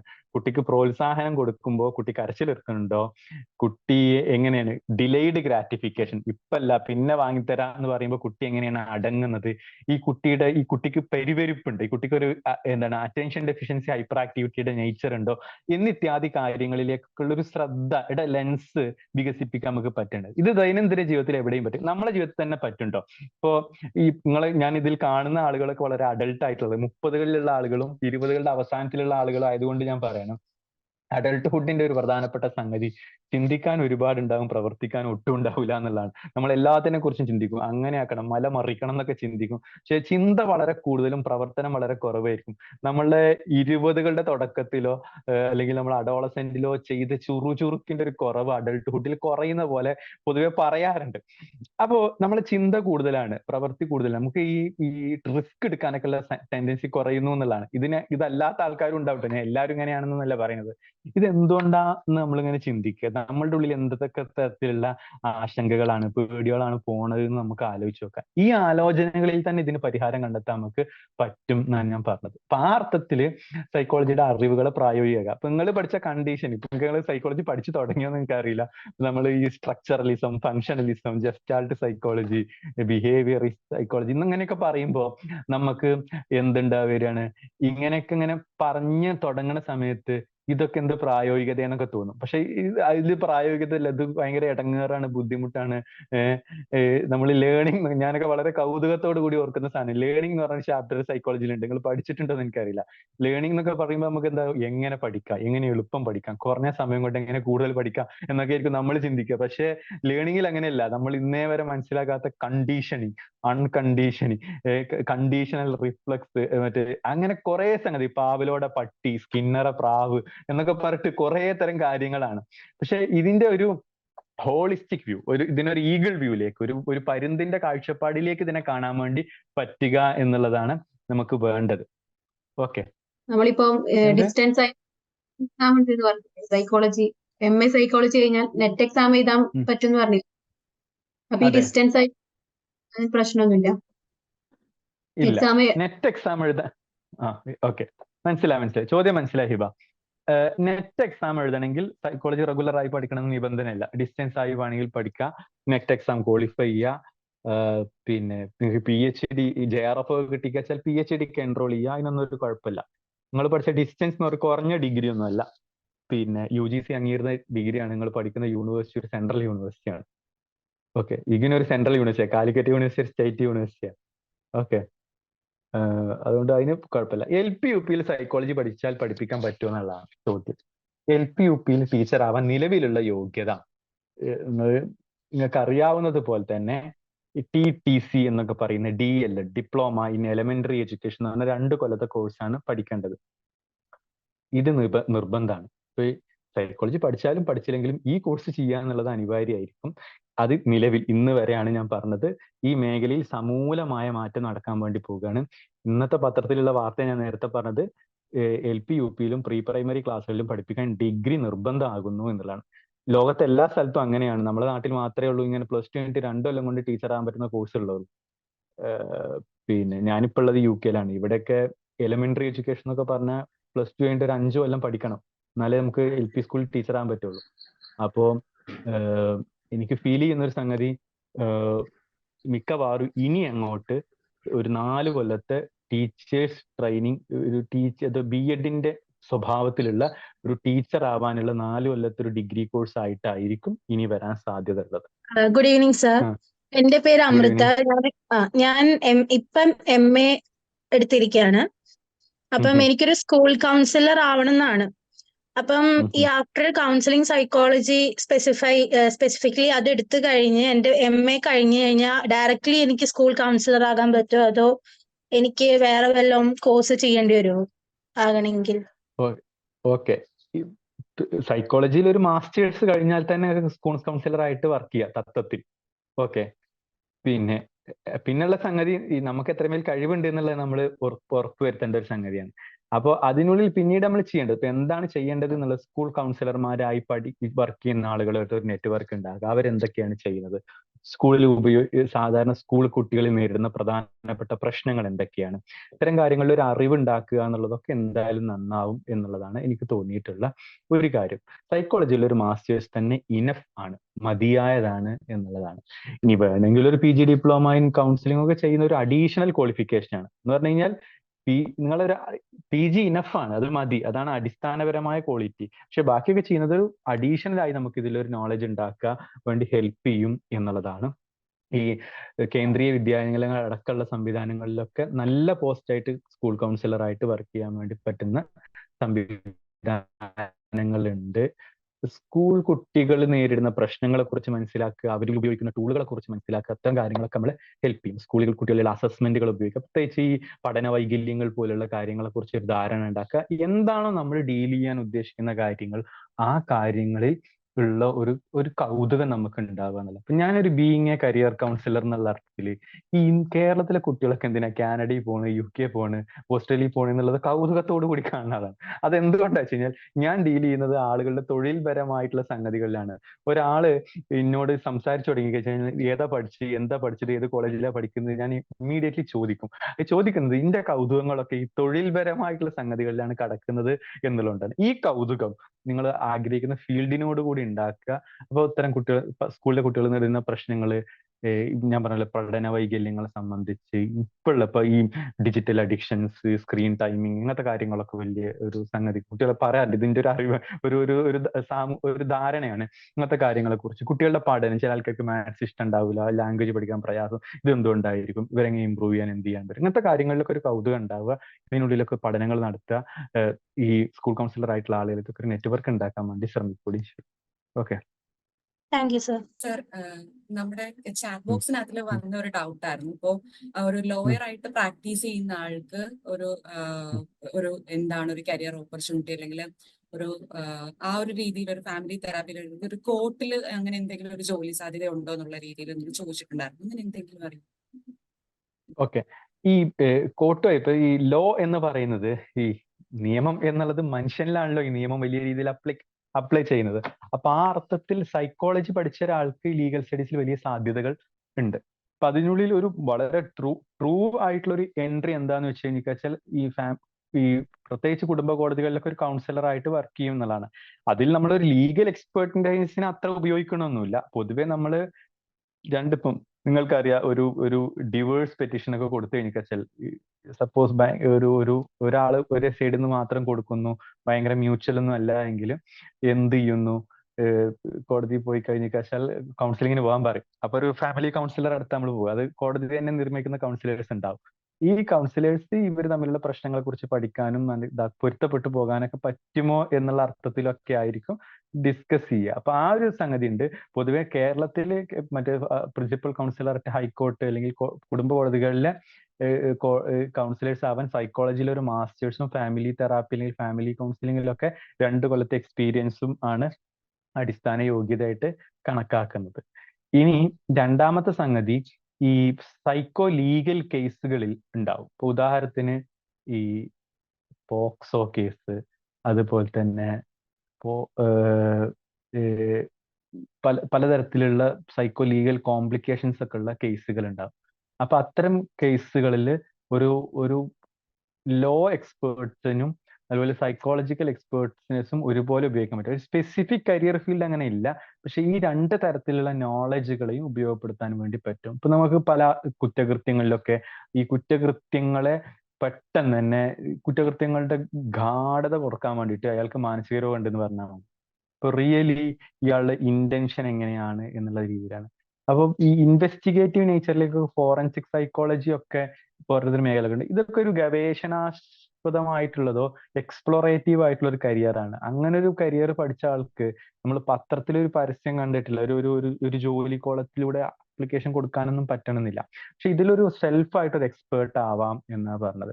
ഞാൻ പലപ്പോഴും എനിക്ക് ഒരു ദുഃഖകരമായി കണ്ടത് ഒരു കാര്യം, കേരളത്തിൽ ഈ പല കേസുകൾ ഉണ്ടാകുന്ന സമയത്തും ഈ സൈക്കോളജിസ്റ്റുകൾ എന്ന് പറഞ്ഞിട്ട് ഈ മാധ്യമങ്ങളിലൊക്കെ വന്നിട്ട് ഇങ്ങനെ വലിയ എന്താണ് കാര്യങ്ങളൊക്കെ പറയുന്നത്, സൈക്കോളജിക്കൽ അനാലിസിസ് പറയുന്ന പല സൈക്കോളജിസ്റ്റുകളും വേണ്ടത്ര ഈ വിഷയത്തിൽ വിവരമില്ലാത്ത ആളുകളോ ധാരണ ഇല്ലാത്ത ആളുകളായിട്ട് എനിക്ക് തോന്നിയിട്ടുണ്ട്. എല്ലാവരും അല്ല ഞാൻ അങ്ങനെ പറഞ്ഞത്, പല ആൾക്കാരും. ശരിക്കും ഒരു സൈക്കോ ലീഗൽ നേച്ചറുള്ള കേസുകളിലൊക്കെ രണ്ട് തരത്തിലും നോളജ് ഉള്ള ആളുകൾ നമുക്ക് ഭയങ്കരമായിട്ട് ആവശ്യമുണ്ട് എന്നാണ് തോന്നിയിട്ടുള്ളത്. ഇപ്പോ എന്ത് തരത്തിൽ കേസ്, ഇപ്പൊ നിങ്ങൾക്ക് ഞാൻ ഈ അടുത്ത കാലത്ത് നെറ്റ്ഫ്ലിക്സിൽ എന്താണ് ഈ ജോളി കേസ് ഉണ്ട്, കൂടത്തായി കൊലപാതകം നിങ്ങൾ കേട്ടിട്ടുണ്ടാവും.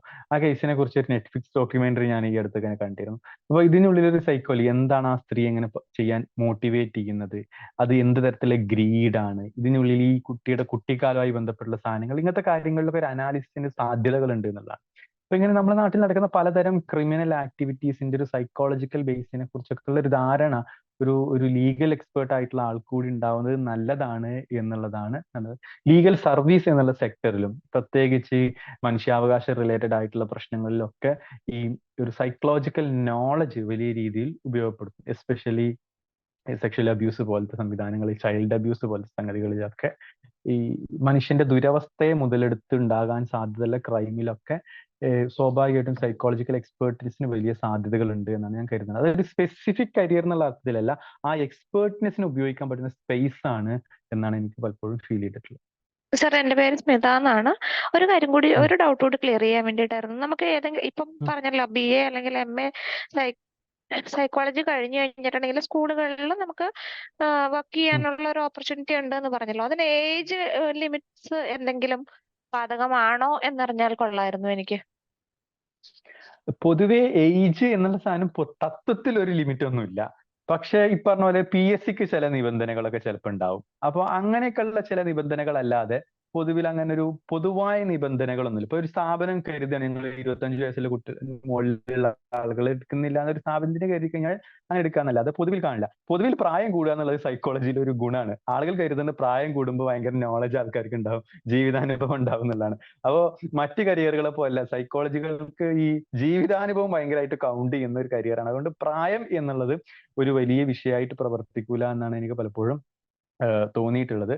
പൊതുവിൽ ഈ കുട്ടികളുമായിട്ട് ഇടപെട്ടിട്ടുള്ള എഡ്യൂക്കേഷണൽ എക്സ്പീരിയൻസുകളൊക്കെ ഒരു അധിക യോഗ്യതയായിട്ട് പരിഗണിക്കുകയും ചെയ്യും. ഒരു ടീച്ചിങ് എക്സ്പീരിയൻസ് ഉള്ള ഒരാള് ഒരു സൈക്കോളജി പഠിച്ചിട്ട് ഒരു കൗൺസിലർ ആവുക എന്നുള്ളത് ഒരു ടീച്ചിങ് എക്സ്പീരിയൻസ് ഇല്ലാതെ സൈക്കോളജി പഠിച്ച് കൗൺസിലർ ആവുന്ന ആളുകളെക്കാൾ ഗുണപരമായിരിക്കും. കാരണം ഇയാൾക്ക് കുട്ടികളെ ഇടപെട്ടിട്ടുള്ള ഒരു അനുഭവ പരിസരം ഉണ്ട് എന്നുള്ളത് വലിയ രീതിയിൽ ഗുണകരമായിരിക്കും എന്നാണ് എനിക്ക് തോന്നിയിട്ടുള്ളത്. ഓക്കെ, രണ്ടാമത്തെ ചോദ്യം ഇതിൽ ചാറ്റ് ബോക്സിൽ വന്നത്, സൈക്യാട്രിസ്റ്റിന് ഏതെങ്കിലും സാഹചര്യത്തിൽ സൈക്കോളജിസ്റ്റിന് ഒരു പേഷ്യന്റിനെ റെക്കമെൻഡ് ചെയ്യുകയോ അല്ലെങ്കിൽ റെഫർ ചെയ്യുകയോ ചെയ്യേണ്ട സാഹചര്യം ഉണ്ടാകുമോ എന്നുള്ള ചോദിക്കുന്നത്. അപ്പോൾ അത് തീർച്ചയായിട്ടും ഉണ്ടാകും. എന്നുകൊണ്ട് സൈക്യാട്രിസ്റ്റ് അല്ല മെന്റൽ ഹെൽത്ത് സെക്ടറിലുള്ള ഒരു അതോറിറ്റി. ഈ സൈക്കോളജി എന്നുള്ളത് ഒരു വളരെ ജനാധിപത്യ, ഈ മെന്റൽ ഹെൽത്ത് സെക്ടർ എന്നുള്ള ഒരു ജനാധിപത്യ സ്വഭാവമുള്ള ഒരു ഫീൽഡാണ്. അങ്ങനെയല്ല തത്വത്തിൽ പ്രവർത്തിക്കുന്നത് എങ്കിൽ കൂടി എന്ന് പറഞ്ഞു കഴിഞ്ഞാൽ ഇതിലൊരു ശ്രേണീകൃതമായിട്ടുള്ള സംഗതി ഇല്ല. എന്ന് പറഞ്ഞു കഴിഞ്ഞാൽ നമ്മളെ പോലെ ഈ നമ്മുടെ നാട്ടിലെ ജാതി ശ്രേണി പോലെ ആദ്യം മറ്റേ ബ്രാഹ്മണൻ ശൂദ്രൻ എന്നുള്ള സംഗതികളില്ല. സൈക്യാട്രിസ്റ്റ്, താഴെ സൈക്കോളജിസ്റ്റ്, പിന്നെ സോഷ്യൽ വർക്കർ എന്നുള്ള രീതിയല്ല. ഇതൊരു കൂട്ടായിട്ടുള്ള പ്രവർത്തനമാണ് ഉള്ളത്. അപ്പൊ സൈക്യാട്രിസ്റ്റ് ഇയാളുടെ തലച്ചോറിന്റെ പ്രവർത്തനത്തെ കുറിച്ച്, സൈക്യാട്രിക് ആയിട്ടുള്ള ഒരു കാര്യത്തെ കുറിച്ച് ചെക്ക് ചെയ്യുന്നു. സൈക്കോളജിസ്റ്റ് ഒരു സൈക്കോളജിക്കൽ ഇയാളുടെ മനോബന്ധമായിട്ടുള്ള കാര്യങ്ങൾ നോക്കുന്നു. സോഷ്യൽ വർക്കർ അയാളുടെ കുടുംബം, സമൂഹം, ഫാമിലി, സോഷ്യൽ സ്ട്രക്ചറുമായിട്ട്. സൈക്യാട്രിക് നേഴ്സ്, ഇപ്പം ഒരു മെന്റൽ ഹെൽത്ത് ടീമിൽ 4 ആളുകളാണ് ഉണ്ടാവുക. Psychiatrist, clinical psychologist, psychiatric social worker, psychiatric nurse, ഈ 4 പേരുടെ ടീമാണ്. അപ്പൊ സ്വാഭാവികമായിട്ടും ഒരു സൈക്യാട്രിസ്റ്റ് മരുന്ന് ചികിത്സയ്ക്കായിരിക്കും മിക്കവാറും നടത്താൻ സാധ്യതയുള്ളത്. അപ്പൊ ഒരു സൈക്കോതെറാപ്പി അനിവാര്യമാണെങ്കിൽ തീർച്ചയായിട്ടും ഒരു സൈക്കോളജിസ്റ്റിനോ കൗൺസിലർക്കോ ആയിരിക്കും റെഫർ ചെയ്യുക. അപ്പൊ ഇതിങ്ങനെ ഒരു പരസ്പര ബന്ധിതമായി പ്രവർത്തിക്കുന്ന ഒരു സംവിധാനമാണ്, ഒരു റെഫറൽ സിസ്റ്റമാണ്. ഇപ്പൊ നിങ്ങൾക്കും ഒരു പേഷ്യന്റ്, ഈ ദുനിയാവിലെ എല്ലാ ആളുകളെയും കാണാൻ പറ്റുന്ന ആളുകളെ, എല്ലാ മാനസിക പ്രശ്നങ്ങളെയും പരിഹരിക്കാൻ പറ്റുന്ന ആളുകളെ ആയിക്കൊള്ളണമെന്നില്ല. നമുക്ക് കഴിയാത്ത കാര്യങ്ങൾ നമ്മൾ റെഫർ ചെയ്യാറ്. എന്നെ കൊണ്ടത് പറ്റില്ല, വേറെ ആൾക്ക് റെഫർ ചെയ്യായിരിക്കും ചെയ്യാന്നുള്ളതാണ്. എനിക്ക് വരുന്ന പകുതി ആളുകളെ ഞാൻ വേറെ ആൾക്ക് റെഫർ ചെയ്യുക, എന്റെ എക്സ്പേർട്ട്നെസ്സിന് പുറത്തുള്ള ആളുകളെ ഞാൻ കാണുകയോ സംസാരിക്കുകയോ ചെയ്യാറില്ല എന്നുള്ളതാണ്. കാരണം അതിന് ഇതിനേക്കാൾ മിടുക്കന്മാരായിട്ടുള്ള ആളുകൾ ഇഷ്ടം പോലെ ഉണ്ട്. അതുകൊണ്ട് ആരും ഇതിലൊരു മൊണോപ്പൊളി ഒന്നുമല്ല. അപ്പൊ അതുകൊണ്ട് അതും നമ്മൾ മനസ്സിലാക്കണം. സൈക്കോളജി പോകുമ്പോൾ ഈ എന്തോ ഒരാളെ പ്രശ്നം നമുക്ക് പരിഹരിക്കാൻ പറ്റുന്നില്ല എന്നുണ്ടെങ്കിൽ അതിന് എനിക്കൊന്നും അറിയില്ലോ എന്നുള്ളത് ഇത് കുറവായി കാണണ്ട. നിങ്ങൾ എക്സ്പേർട്ട്നെസ്സിനുള്ളിൽ നിങ്ങൾ പ്രവർത്തിച്ചാൽ മതി. This world is enough for everybody. Thank you so much sir. ഒരുപാട് ഇൻഫോർമേഷൻ കിട്ടി. കുട്ടികൾക്ക് എല്ലാവർക്കും ഒരു പുതിയ വിശാലമായ ഒരു വാതായനം തുറന്നു തന്നതിന് ഞാൻ നന്ദി പറയാണ് സാറിന്റെ അടുത്ത്. ഇനി കുട്ടികൾക്കുള്ള ഒരു ടാസ്ക് ആണ്, അത് ഞാൻ ഒന്ന് സ്ക്രീൻ ഷെയർ ചെയ്യാണ്. നിങ്ങളുടെ ടാസ്ക് ആണ് ഇത്, ഇന്ന് ചെയ്യേണ്ട ഒരു ടാസ്ക് ആണ്. ഇതിന്റെ ഒരു PDF നിങ്ങളുടെ മെന്റർ നിങ്ങൾക്ക് അയച്ചു തരുന്നതാണ്. അപ്പോൾ ഇത് ജസ്റ്റ് ഒന്ന് വായിച്ചു നോക്കിയിട്ട്, ഇപ്പൊ നിങ്ങൾ ഇത്രയും ഒരു ക്ലാസ് കേട്ടതിൽ നിങ്ങൾക്ക് ഇഷ്ടപ്പെട്ട ഒരു ഒക്യുപ്പേഷൻ നിങ്ങൾ സെലക്ട് ചെയ്യാണ്. ഈ സൈക്കോളജിയിൽ തന്നെ ഒരു ഒക്യുപ്പേഷൻ നിങ്ങൾ സെലക്ട് ചെയ്തിട്ട് അതിനെപ്പറ്റി കൂടുതൽ മനസ്സിലാക്കുന്നതിന് വേണ്ടിയിട്ടുള്ള ഒരു ടാസ്ക് ആണിത്. അപ്പോൾ എല്ലാവരും ഇത് ചെയ്യും എന്ന് പ്രതീക്ഷിക്കുന്നു. അതേപോലെ തന്നെ നിങ്ങൾക്ക് ഇനി എന്തെങ്കിലും ഡൗട്ടുകളോ അങ്ങനെ എന്തെങ്കിലും ഉണ്ടെന്നുണ്ടെങ്കിൽ നിങ്ങളുടെ മെന്ററുമായിട്ട് കണക്ട് ചെയ്താൽ മതി. അവര് സാറുമായിട്ട് കണക്ട് ചെയ്യുകയും ഒക്കെ ചെയ്തോളും. അപ്പോൾ എല്ലാവർക്കും ഒരു ബ്രൈറ്റ് ഫ്യൂച്ചർ ഉണ്ടാവട്ടെ എന്ന് ആശംസിക്കുന്നു. Thank you.